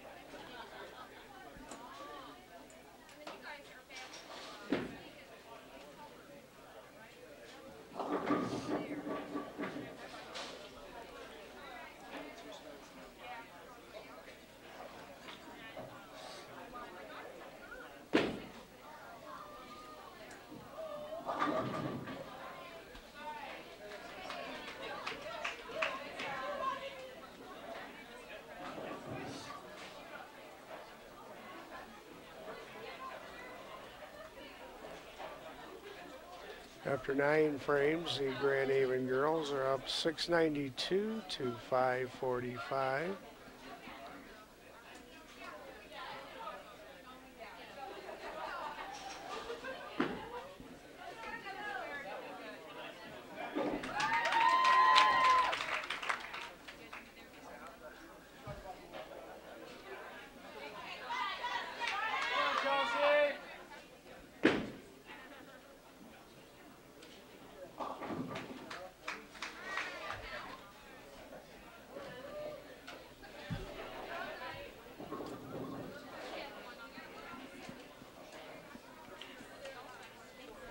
Chelsea Winkleman on a double.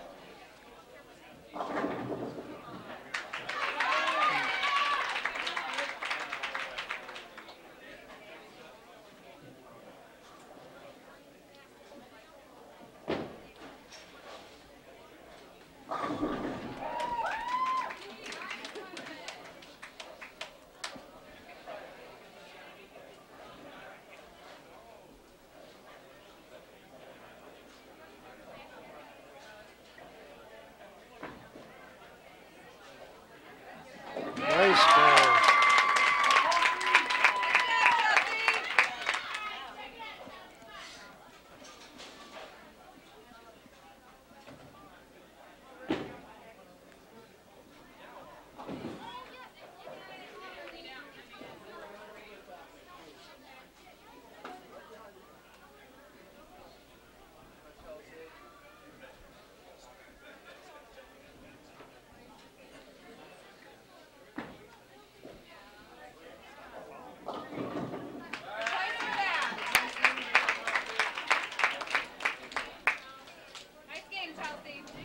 She wins her individual match 181 to 108.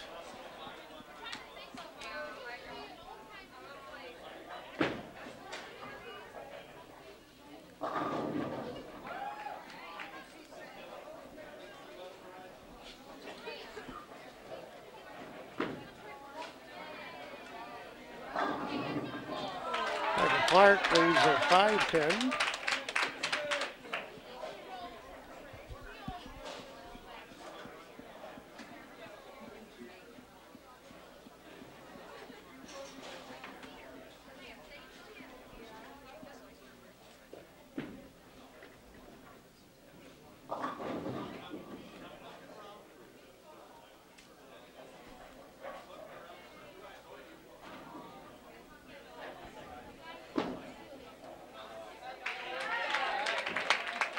Fails to convert her spare, but she does win the match.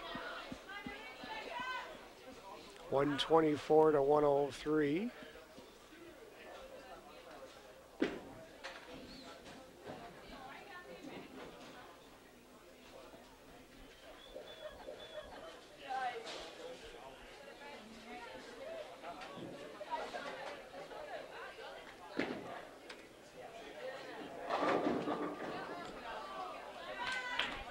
Dominique leaves the 5-10.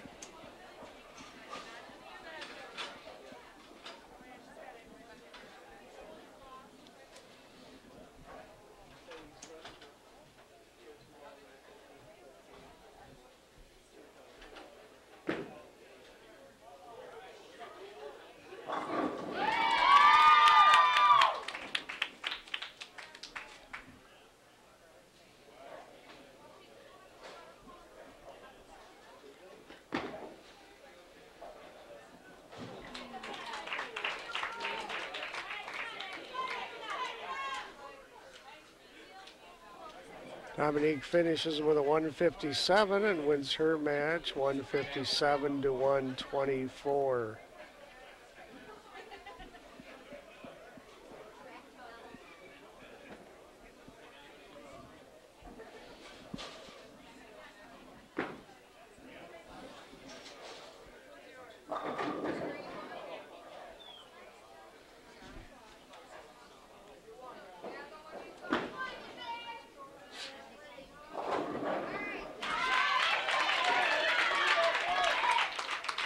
Ashley Lacey leaves a 6-pin.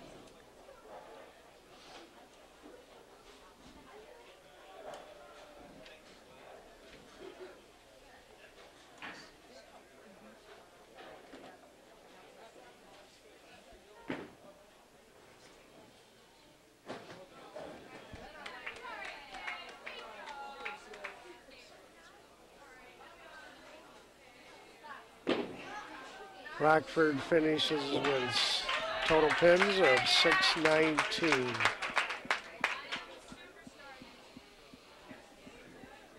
Ashley wins her match 167 to 130.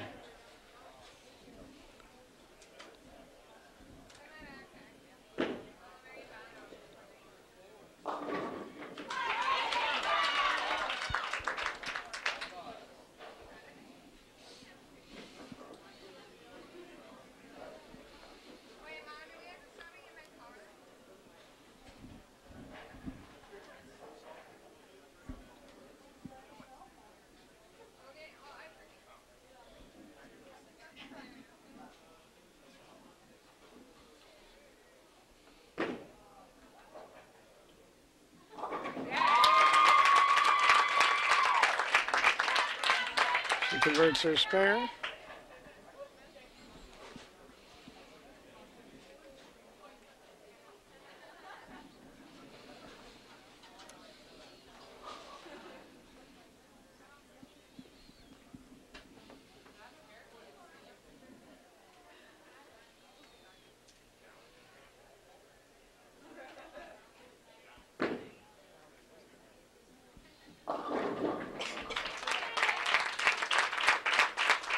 And Miranda will win her match 175 to 154. The Grand Haven girls win all their individual points, plus the 4 points for total, plus the 2 points for the regular game totals, and they will win 29 to Rockford's 1.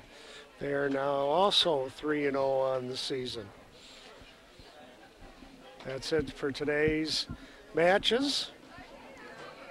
And we'll see you again next year.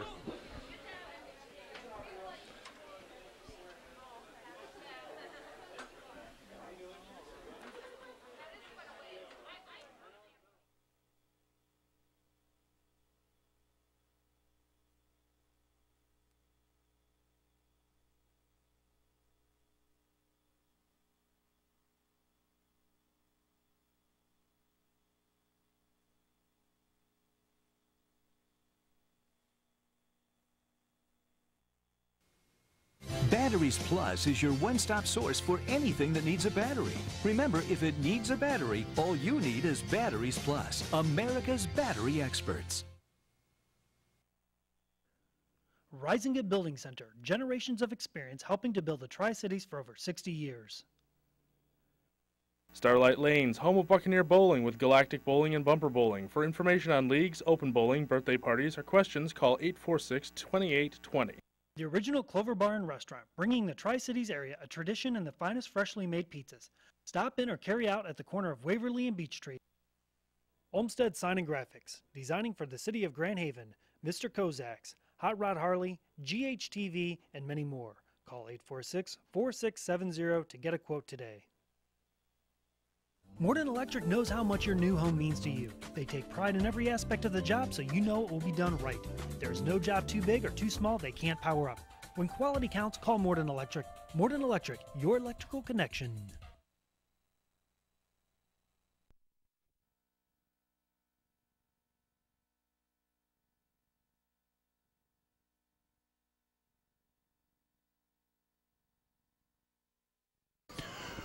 Welcome to Gene Rothley Field, home of the Buccaneers. This is Floyd Fonte along with Eric Kalin. And today we're bringing you the Young Bucks. It is the Rios Taco Bowl. Eric, I'm sure that you have never covered one of these before. No, but I'm sure ESPN will put that on their schedule, the family of networks coming up here for the bowl season. And we have the gold team of the Buccaneers. It is the 3rd and 4th grade Young Bucks. And coming around the right side right now and getting around the corner is Travis Williamson. Oh, check that. That would be Will Van Wieren. Little quarterback keeper on the right side, looking good. Nice job. See some of the guys out there wearing pink in honor of the Cancer Society. Did you see the officials out in Seattle were doing that? Yeah. They were going to have their whistles pink, and the high school association out there told them that they couldn't do it because they didn't ask first. They were not a good example because they did not ask. Come on. That'll bring up a 1st and 10 for the Gold Buccaneers. Handing off to the tailback. Nice tough running and to the right side, and that looks like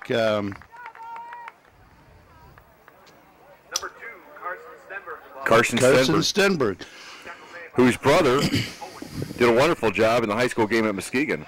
Wow, we're still trying to recover from the Buccaneers last night up in Hackley Field for the OK Red Championship, 41-25. What a great game. We were up there, you were up there, everybody was up there. Place was packed. It was great, wasn't it? Absolutely. As quarterbacking for the goal team, Van Wieren, and he has a 2nd down and about 6. He's going to hand off to Max Shepchi, who goes around the left side. Nice run for Max. And I'm sure if Coach Farley's here, he's got his eye on him already. Coach Farley has worked a lot with these young guys.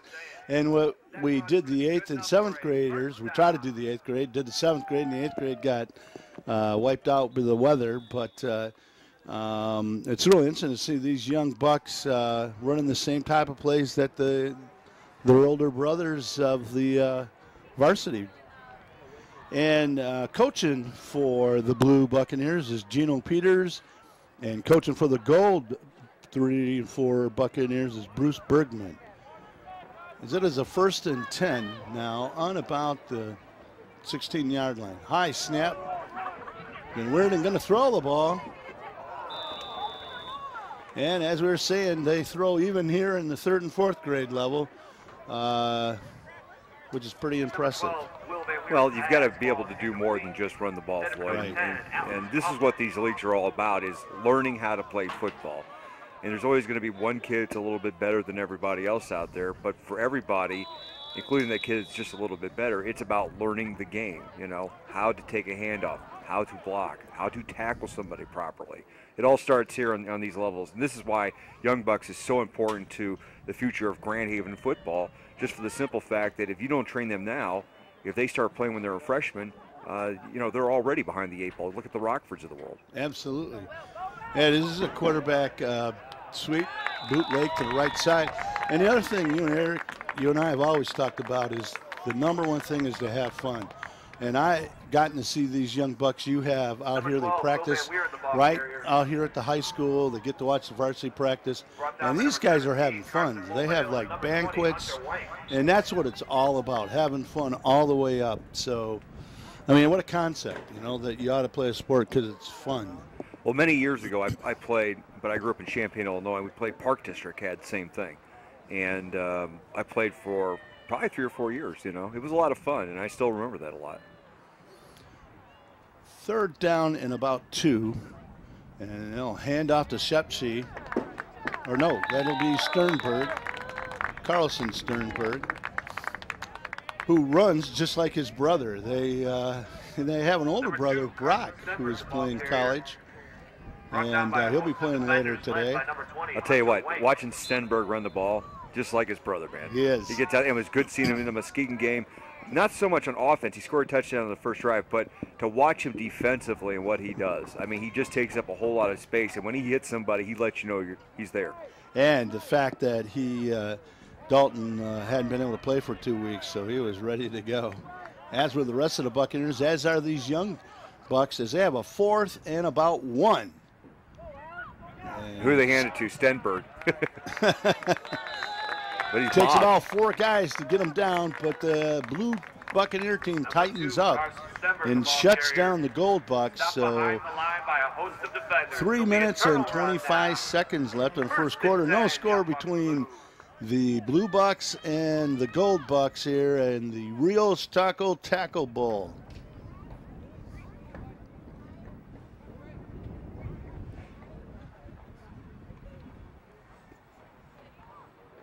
And we'll try to go over a list of all the players that are on both teams here. As look at them, they're lined up in a power I, Floyd. And the Blue Buccaneers quarterback, and now for them is Peters, and he hands off to the right side. And hopefully the rain will hold off. I saw a lot of rain on the radar coming our way. Yes, it'd be just too much of a good time to have it rain. And we had the Tri-Cities Kids League All-Star game that got rained out because of thunder and lightning back in, I guess, what, June or July. That was pretty disappointing. A lot of people that really wanted to see that, and the kids obviously wanted to play it. So hopefully we don't have it. As long as you don't have lightning, you're okay. Yeah, right. Rain is okay. Lightning melts our shoes, and it costs too much to get a new pair. So here comes quarterback keeper and Ethan Peters. Yep, and guess who tackles him? Stenberg. Carson Stenberg.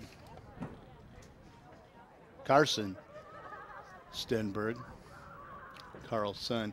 I used to call his brother Dalton. Forever I was calling him Denbrock.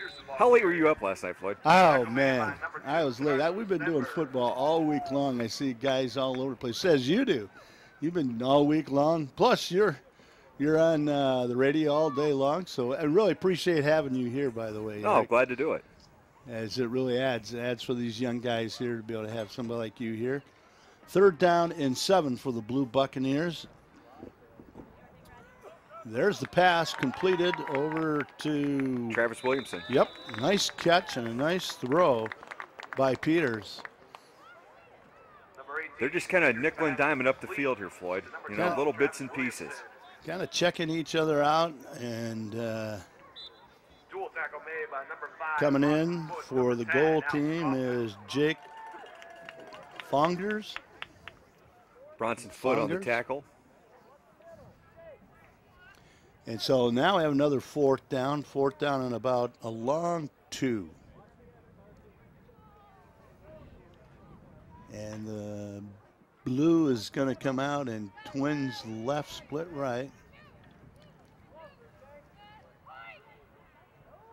Peters in a long count at quarterback, and he will hand off inside close to the 1st down. Boy, it's going to be close. They may measure this.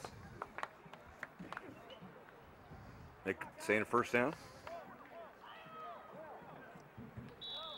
I always forget to look at our monitor here. That'll help me out a little bit. 1st down there, Floyd. Yep. In the first quarter, they probably get one more play in here before the first quarter ends. 33 seconds to go.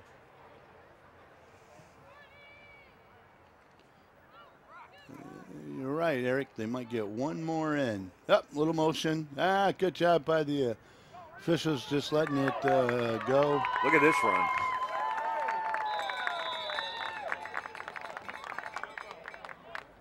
Number 85, Alicio Reyes.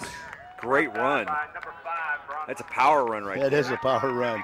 He just kept pulling away. Everybody was grabbing his jersey, and that's the mark of a great running back. Just keep them legs churning, man. You just want to keep running until they bring you down. Absolutely, and we've talked about that with Stenberg and all the running backs of the varsity Buccaneers and the Lakers and the Trojans, because as a running back, when you do that, good things are going to happen. You keep your feet moving. One, you're not going to get hurt, and 2, you're going to bust on through, as we've seen many times last night. Some great runs on both sides for the Bucks and the Big Reds. So that brings up a 1st and 10 on the 45-yard line of the blue team. Coming around the left side is Stelma. Aiden Stelma. And he has another 1st. Now it's going to be 2nd down. Where are they going to mark it?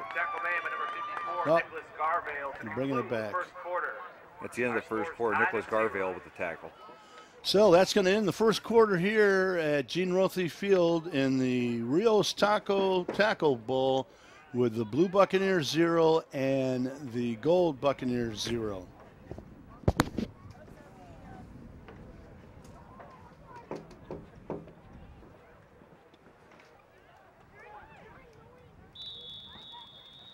We're back to begin the second quarter here at the Rios Taco Bowl.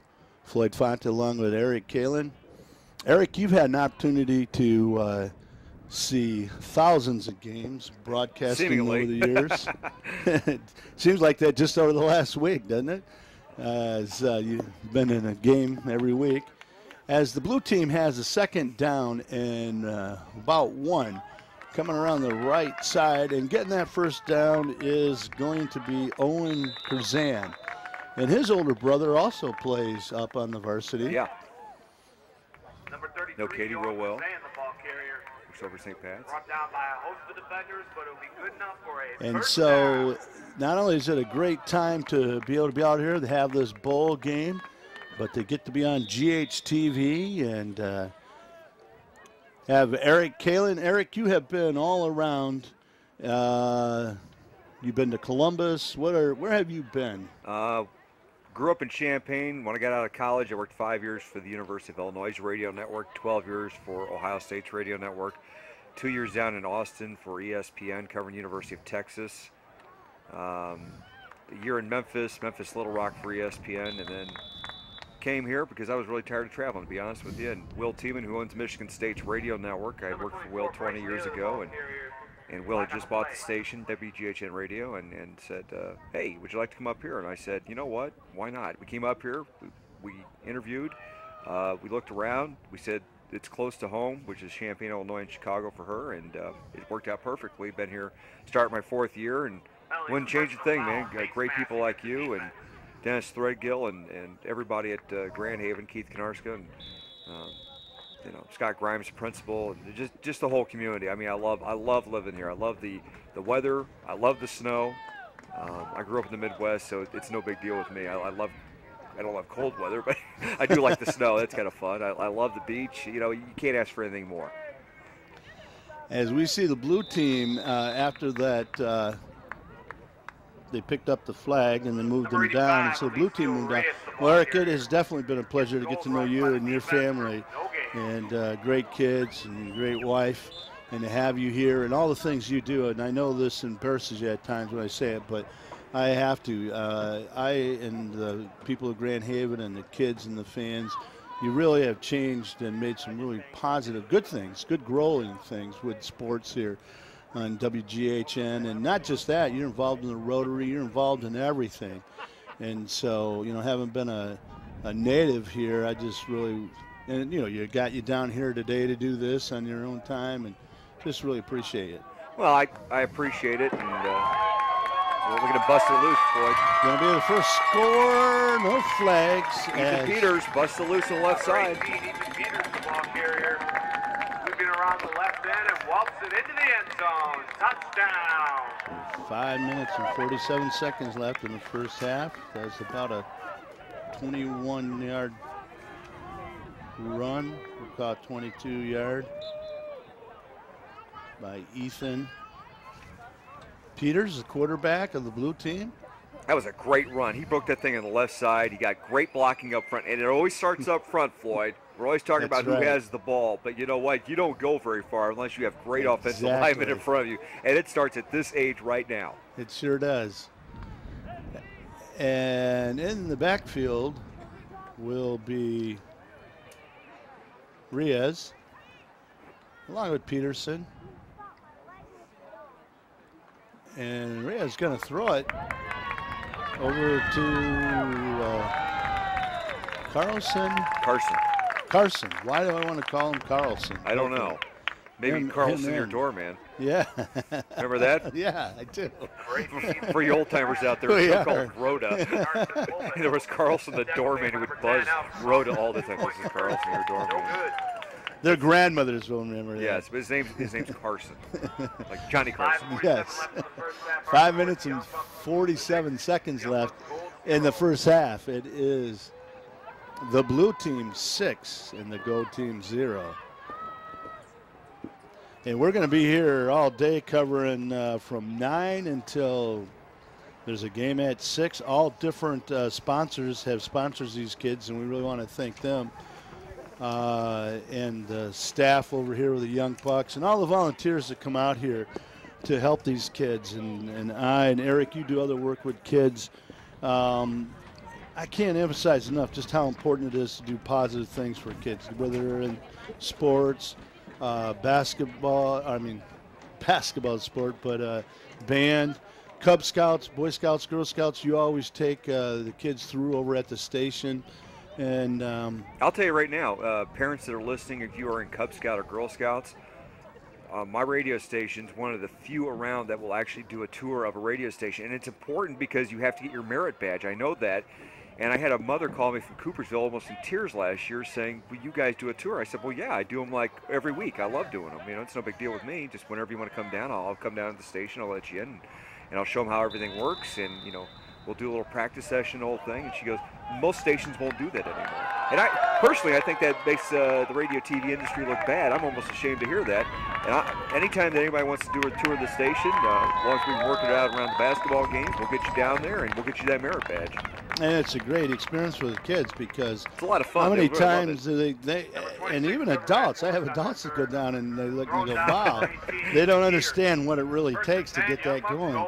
But many kids I've talked to that have gone into, and kids that work with us at GHTV, they end up going on and that's their jobs. And they ask them, when was the first time you got interested? And they go, I went on some tour at a local radio station or the television station. So hopefully people will take you up on that. But it really does make a big difference for these kids as you see coming out now for the gold, Chase Fuller. And I will say one more thing to add on what you were talking about with sponsors. I'll tell you the truth, every time someone sponsors one of the Tri-Cities Kids League, Young Bucks, stuff on WGHN radio or Channel 98, I think twice before I buy stuff. I really do, because I always want to support those that support things that are important to me and my family. And, you know, if all's the same, I'm all about buying local anyway. I mean, you can go to the box store, you can go to the malls, whatever, but you know what? When it comes time for these games to get on TV, these games to get on the radio, these games where your kids need sponsorships to have a team. You know, it isn't the big box stores generally doing that or the malls. It's the guys here and gals locally that say, you know what, it's important for me to drop a few bones so your kid can have a uniform, so your games can be on TV or radio. And I really think twice, and more times than not, you do what you can to buy local. Because you know what? Agree. If you don't buy local, then people don't have businesses, and if people don't have businesses, people don't have jobs. And I agree, Eric, as we see coming off Alex Kaufman. And in fact, I've changed some of the places I go to just because of the fact that they do sponsor with Coaches Night, radio, football, the sports, the band, and anything that they do for kids. And I can tell you firsthand that if a kid finds himself in difficulty, it costs about $200,000 a year for a kid to be put into a program. And we could buy a whole lot of uniforms and equipment for that. So and football is not cheap. No. I mean, obviously you're paying for unis and such, but you still need some sponsorships, and that's why the locals are so important. Here comes the goal team, and busting through is Carson. Come like on, Carson Floyd. Palmer, man. Excuse me, Stenberg. Here comes Stenberg. I say Stenberg. There you go. I know once you get a name Carson, like I'm sorry, man. I got it in mind, and you can ask your brother Dalton. I called him Denberg forever. And that happens when you're calling the game. It's easy to get, you know, a player that you called 20 years ago, or you taught him in school, his brother, and then the next thing you know, 10 years later, his younger brother's coming up, and you got the other name locked in your head for some reason. I have Mike Denbrock, who's the coach of Notre Dame, and Brian Kelly, and that's where I get mixed up with those Stenberg, because they both are tough runners, and they remind me so much of each other. And of course, Mike is over there with Kelly at Notre Dame, and was at State, Michigan State, and so as soon as Dalton and Stenberg somehow became Denbrock for me for a couple of times last year. But Carson, I will get you down and correct now. And so by the time we have you up there where your brother is, I should have it down. It's amazing looking Won't at be this. long how long that'll be either. Well, we'll talk Won't about take this in a long. second. Let's see what the next play has. 2nd down and 10, and as we talk about Mr. Stenberg, he busts through. One of the things when you're the little guy too in the family, and you got older brothers, you know you're going to be tough because they make you go get everything. Oh, you know? that happens at our house all the time. Although the 12-year-old's now wising up to the 15-year-old saying, you know what, why am I always getting up to get you a soda? Or why am I always getting up to get you the remote control? And he is now getting to the point where now he is becoming a little bit smarter, where he isn't intimidated by his older brother. He's a little bit bigger too. And the high schooler is now learning that he now has to get off the couch to get these things because his little brother will not do it anymore, which I find somewhat humorous when I come home. And by the way, there's always a fight, is there not? Yes. When you got brothers? Yes. I don't care. Yeah. The littlest things, there's a fight over. And my wife and I look at each other going, you're kidding me. This is what they're fighting over? Your wife is an angel, man, to deal with you guys. What a crew. And here comes Oh, the she's not that blue. good. Yes, she has made herself out to be a saint. Saint Amanda. She's a saint I don't to know if us. there's a Saint Amanda. There may be, but she's close. She's a saint to all the rest of us. Makes great food. And, hey, I must say, you make the best wings that I have ever had. And I don't just say that lightly because I want some or to get invited back to get more. I think you're trying to get invited back from Yeah, I Floyd. do want to get Floyd invited came back. to my world-famous 4th of July party that we throw. Man, I tell you what, even if you don't invite me back to the party, send me some of those wings over. You were talking about them, and honestly, they were great. I mean, that's that and a few other things on the grill, but that's my specialty. Everyone's got their specialty in cooking, whatever it is. That's mine. Yeah. I think there's a timeout on the field by the goal. There's a minute, 11 seconds left before halftime. And the blue team still leading 6-0, and Coach Bruce Bergman, the coach of the gold team, he wants to decide whether or not he's going to punt this ball.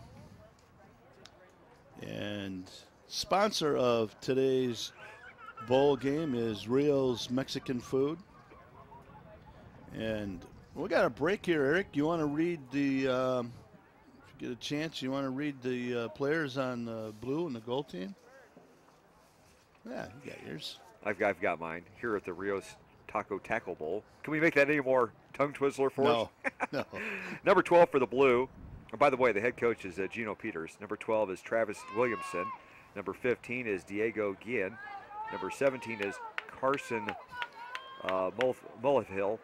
Number 18 is Ethan Peters. Number 19 is Aiden Stellema. Number 20 is Hunter Wenk. Number 21 is Jack Roos. Is that how you want to say that? Yeah, I say Roos. Number 22, Brockton Green. Number 24, Bryce Taylor. Number 33, Owen Krazan. Number 44, Noah Schuler. Number 74, Seth Doyle. Number 85, Alicio Reyes. Number 87, Frank Roberts. And number 98, Reese Chittenden. And as Eric was going over the lineup of the blue team, we'll go over the gold team here in a second. But yes, would you like to do that, Floyd? Carson Stenberg went around the right side. I think Carson Palmer, Heisman Trophy, Cincinnati Bengals. Yes. Great names. That's I'll bet you that. There's a great steak rib place in Chicago called Carson's. Yes. You got to wonder how those guys. Carson is getting more airtime for you messing up his name originally than any player on this team, and we need to talk about all these other great players. Yes. as So well. why don't you go over the gold team? Bail me out. Well, number 2. By the way, the head coach for the gold is Bryce Bergman. Okay, number 2, Carson Stenberg. Got it, Carson. Number 5, Bronson Foote. Number 7, Chase Fuller. Number 10, Alex Kaufman. Number 12 is Will Van Weeren. Number 16 is Sebastian Degema. Number 25 is Jake Clawhorst. Did I say that right? Hopefully I did. Number 26 is Trevor Van Verst. Number 28 is Max Shesby. Number 32 is Thomas Draper. Number 39 is William McWaters. Number 50 is Andrew Bergman. Number 54, Nicholas Garvell. Number 69 is Jason Sherman. Number 77 is Scott Matthews. And number 88 is Jake Bongers. Great job. Yeah, it's really interesting as I look at some of these names. The great thing about sports and activities, as you know, is the friendships that you meet. And all over the place. And William McWaters, I coached football with. His dad was one of my assistant coaches way back, 30-some years ago. And Max Shepsey, his, coached with his grandfather, coached his father. So a lot of these young guys, the young Buccaneers here, as we are here at Gene Rothe Field, as it will be a second down. You were on Fritz Chrysler's staff, were you not? I didn't quite make that. That might have been or is that a couple your years other later? guy. I think that has something to do with Vince Scalvin. don't drop that. Oh, look at his pass. Or C. Corey. As the pass is up and intercepted. Intercepting that ball. Is that Bryce Taylor? It is Bryce Taylor. I'm thinking it's hard to see that number from up here, but yep, I think I can it's see Bryce. right here. Great, I did call it right. Thank goodness I have glasses this year. I broke down it because I ran out of arm length.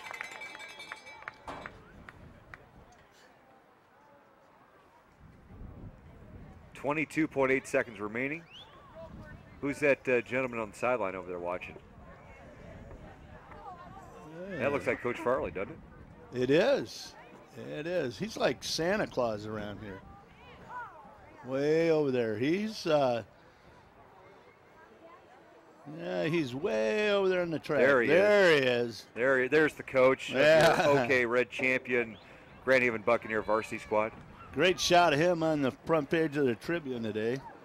As I don't know, he'll think it was that, but look at that. Oh my gosh, did he catch it? Almost. Nope, I don't think he Would have did. been a great catch.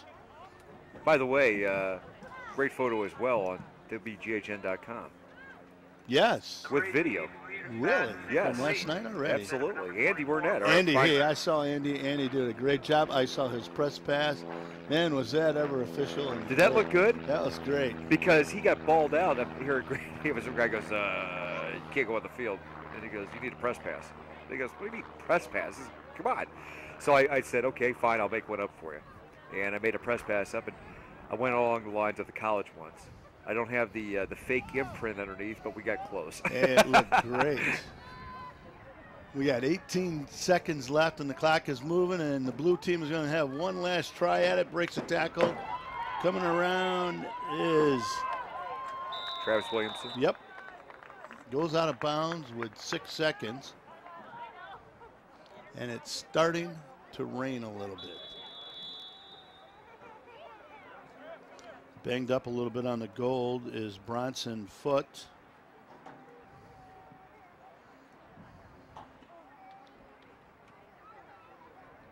So it's been a good battle here at Gene Rothe Field. The first Rios Taco Tackle Bowl with a 3rd and 4th Young Bucks, blue and gold. The first of many games here on bowl game day here at the home of the Buccaneers. But yeah, I was talking to Andy about that press pass. I had heard about that, and you got to make it look good. It looked great, man. He was really excited about that, and he does a great job, as you have mentioned. But he got the Grand Haven crowd coming in too. There, I saw him. He had a lot of great shots, and boy, I'll tell you what. All the new stadiums, and Gene Rothe Field is beautiful, and East Kentwood's beautiful, and Hudsonville's beautiful. You know, there's a lot. Jennison. There's a lot of great stadiums, right? But there is nothing like walking into Hackley Stadium. No, there isn't. It's like going into a time warp, yeah. Isn't it? I mean, it's like you're back in the 1920s almost. Yeah, that's what, in fact, I told Andy that. It's like the Newt Rockney days. I remember being inside there. In fact, they got the same furniture that they had when Newt was around. I wouldn't doubt it. And I heard that the guy who designed Wrigley Field, he's the guy who designed Hackley Stadium. I would believe it. As this will be the last play, running around to the left. Ethan Peters really tearing off about 15 yards there. And that's going to end it. First half here, as it will be the blue team of the Young Bucks leading the gold Young Bucks 6-0. And we'll be right back with the second half of this exciting Rios Taco Tackle Bowl game. That's the end of the first half. Our score, Young Bucks. Number 12, Will Van Weeren on the return. Tackle made by number 20, Hunter Wayne.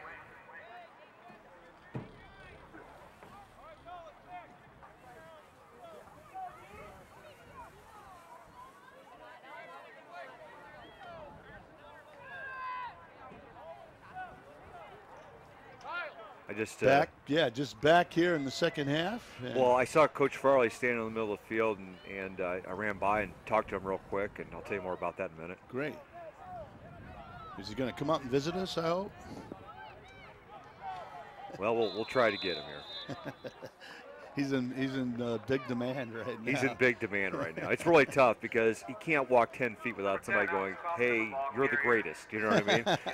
So he's kind of soaking that up a little bit right now. But that's his son and his family. No. Families keep you very humble. But, I mean, hey, they've had, then you're right on that. But everything, all the accolades he's getting, he deserves. Because people probably forget the first year or two, people are going, is this guy any good?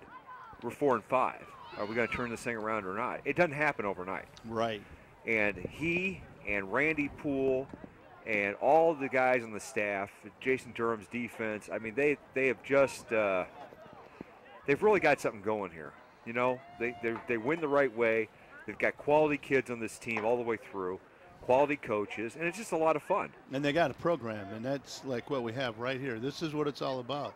As you said earlier, Eric, the program, and forever we've had to take on the Rockfords, the Granvilles, East Kentwood, like we said, Rockford, Jennison. All of them have young programs. Hudsonville, in fact, they have these kind of games right here. They put them on their local television at times, and so we're catching up to them. And so, as you said before, so the kids will know how to have technique. They know what to do, all that. We saw that really evident of the 7th and 8th grade.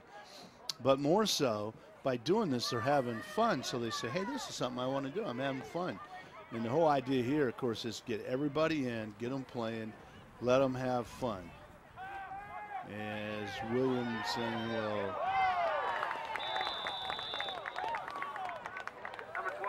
Little fake handoff and turned to the left and got caught from behind. But with Coach Farley, you know, he's got something here. He likes being in Grand Haven. He's coached in a few other places. So, you know, Kentucky, he was down, took he's in Michigan. Michigan took a couple teams to the playoffs. And, you know, he also, congratulations, too, to Coach Pennington over there in Zeeland East, who came over here with Coach Farley and helping out, and then got an opportunity to be the head guy over in Zeeland East, and they finished 9-0 last night. Well, they came from behind to beat Byron Center. They were down 15-10, and they came back and won that contest. And that's a pretty good team. And how about Lowell getting beat by Greenville? I couldn't believe that. How many times we talk about it all the time, that on any given day at any time, as we're delayed here, we're trying to figure out what the discussion is. It is not a TV timeout. Boy, those are some goofy-looking clouds, aren't they? They are. You know, I'm not going to say it, but you know what they look like. What would that be, Floyd? They look like snow clouds. Well, it's not going to snow. It's 62. So, okay, so I don't think we have to worry about that today. Then there's some really weird stuff that could happen. Who knows? Williamson going to go around the right side. Oh. Good tackle over there. Is he going to get tackled or not? He breaks loose. Pulling on him was Ethan Peters. But Williamson was able to break away and get a first down. Number 12, Will Van Weeren on the carry. Cannot be brought down. It'll be a first down. Oh, check that. Will Van Weeren.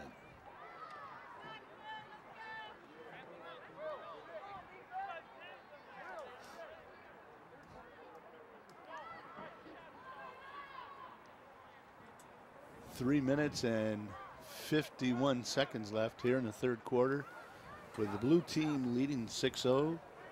Floyd Fonte along with Eric Kalin bringing you first of several bowl games here at Gene Rothley Field as it is 1st and 10.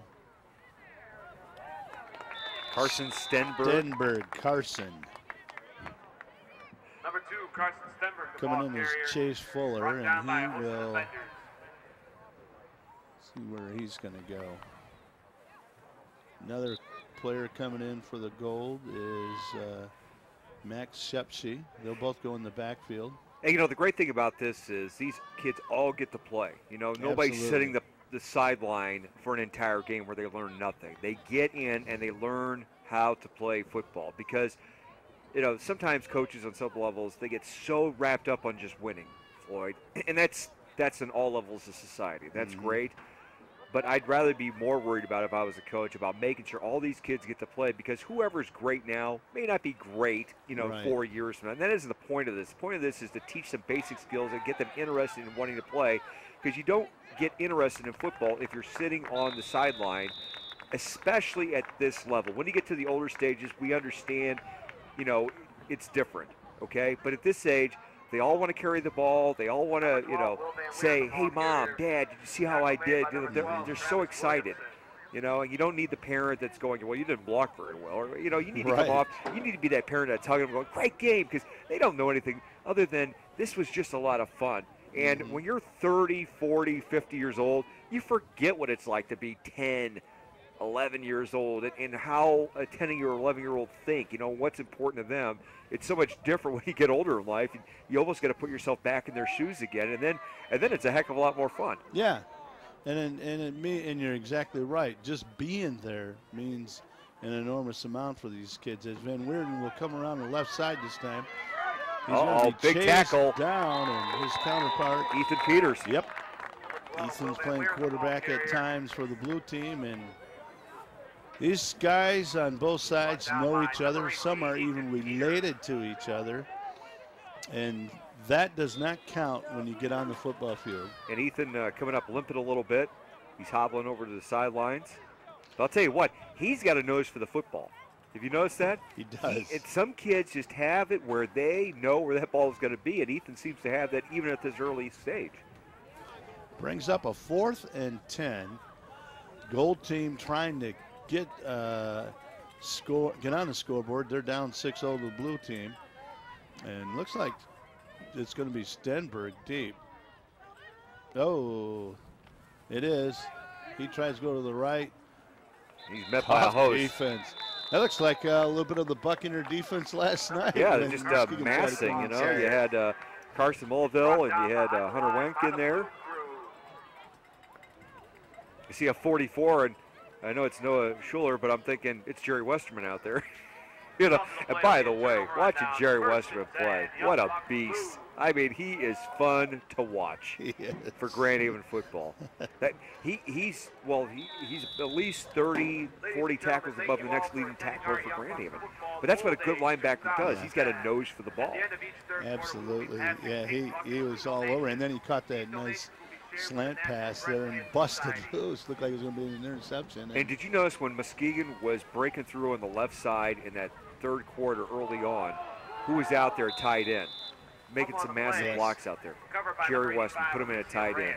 So, I mean, he can block, he can tackle, he can catch, he can run. And I'll tell you what, they're going to have a hard time replacing a few of those guys. And another guy that goes unsung is Ben Stiegel, the kicker. I am a huge Ben Stiegel fan.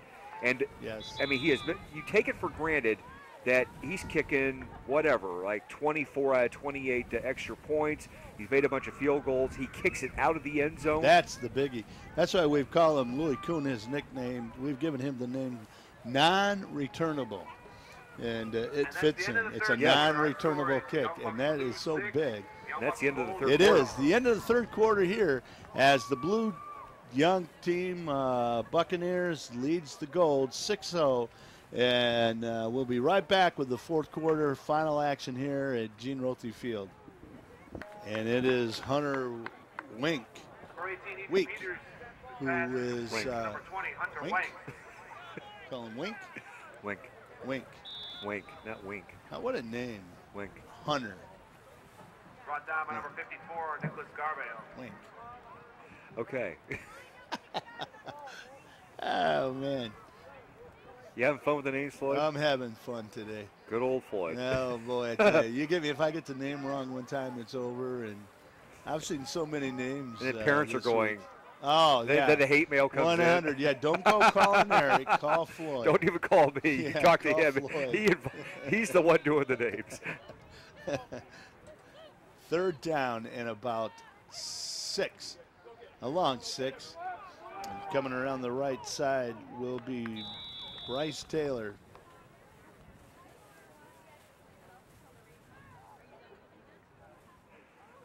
Tackled in there Number by 24, Bryce Taylor, the ball carrier. Brought down by number 2, Carson Stenberg, and number 54, Carson Stenberg. Yep. Garvale. Got the wind coming out of the south. We're getting this nice southerly flow that's bringing up all this rain out of Illinois, Floyd, today at least. And that's a lot better than if the wind's out of the northwest, because that generally means cold, and we're not that far away from the November gale, you know, where we get some bad weather. And with that warm lake water, you know, and all the acorns I have in my yard, we'll see if the old wives' tale holds true this year. That and my knee hurts, so we'll see how much snow we get. 4th down and 9.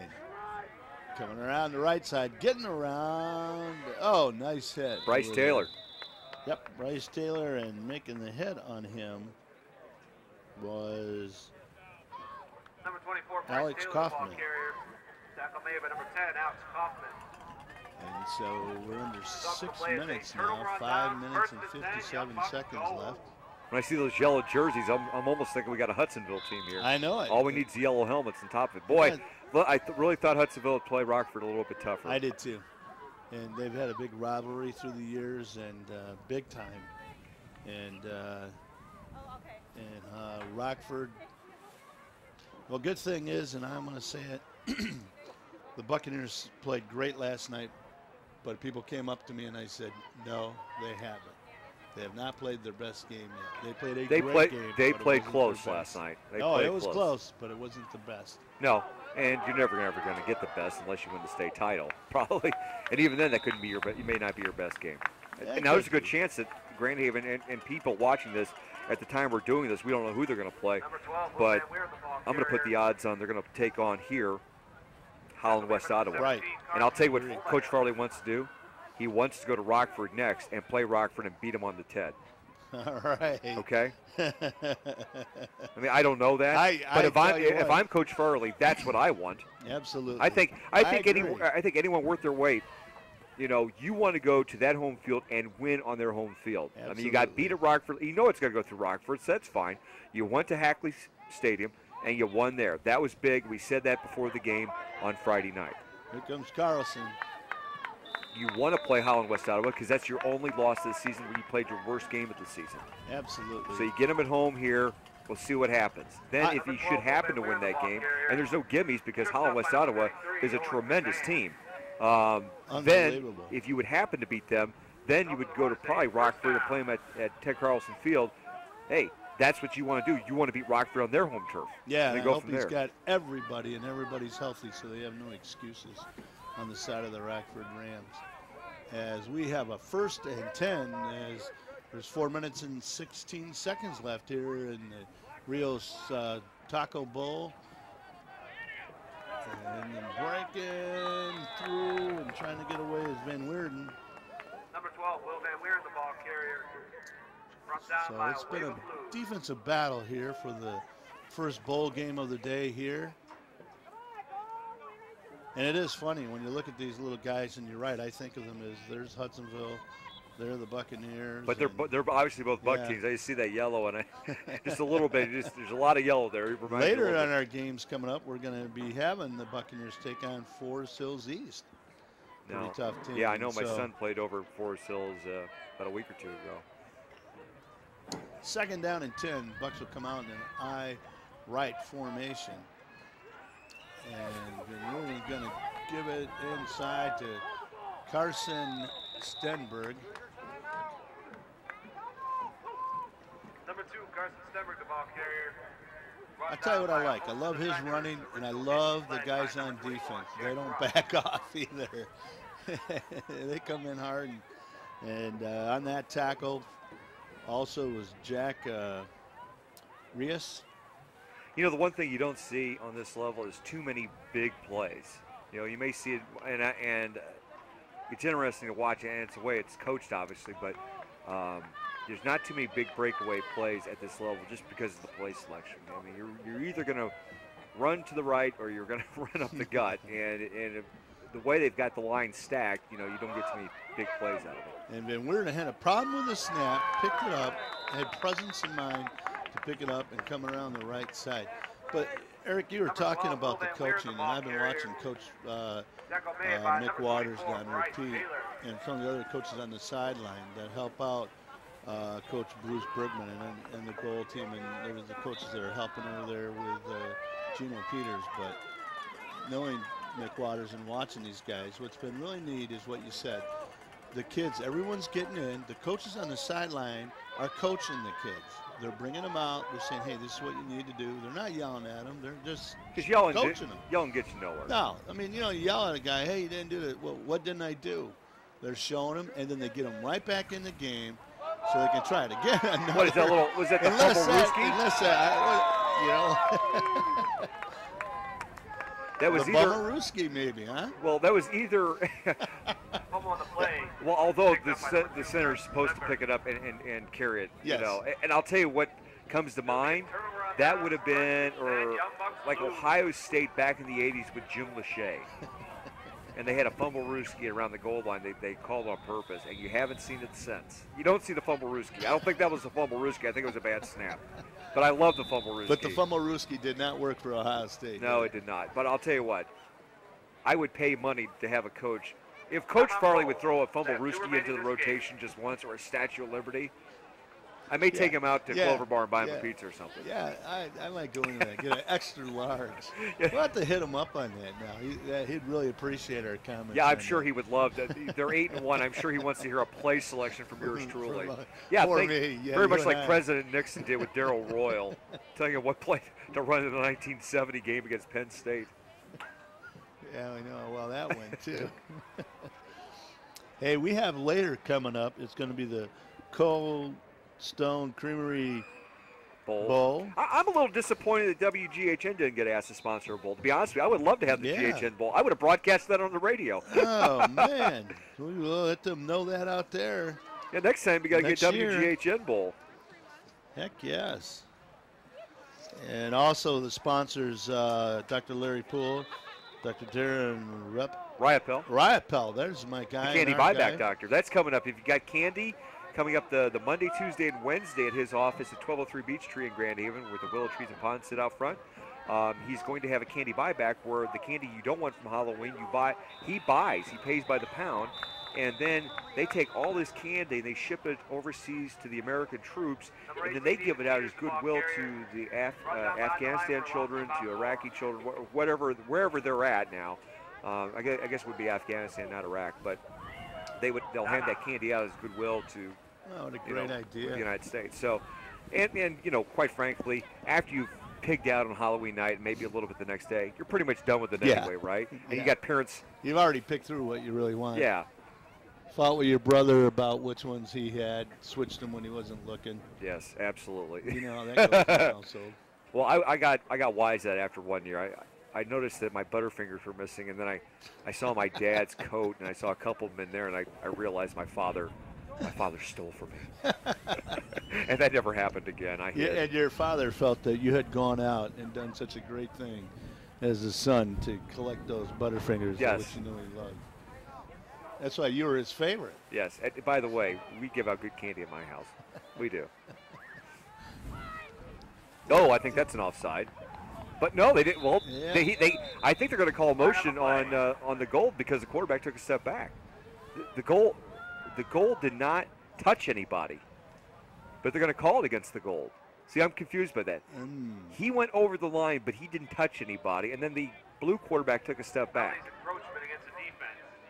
I think maybe that's. Now they're going to call it encroachment, but. Right. You're right. That could have gone either way. 1 minute and 8 seconds left, and there's a pile in the middle and breaking through for a little bit. In the bottom of that pile is Bryce Taylor. Brought down by number 10, Hans Kaufman. Timeout goal. Gold will take a timeout with 58 seconds left there in the bowl game of Game 1. Game 1. I was looking to see how many we have here. I think we have about 7. 6 or 7. And again, as we are talking about the coaches out there doing a great job. All the volunteers that come out here to help these young kids. And I know that they have, and hopefully this weather will hold out, because I know that with the 7th and 8th grade, they were hoping to, they had this big hot dog roast thing going to, I don't know if you were around here, they had like 2 rider trucks loaded with food. I missed that. I don't miss much food there. I get a chance to see that. And coming around right side, and still running is Taylor. He's got a first down. Bryce had a great run to the right side, and he had that arm out and he was keeping him at bay a little bit. That's a very big running back. Very big first down there, because that came on a 3rd down. There hasn't been too many of them today. And with the blue team leading 6-0, the gold team now, and they have to try and get the ball back as there's 40 seconds left in the game.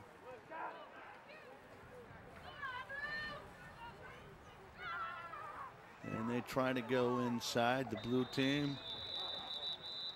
Gold all over. They just That is definitely what you call gang tackling. And guess who came out of the bottom there?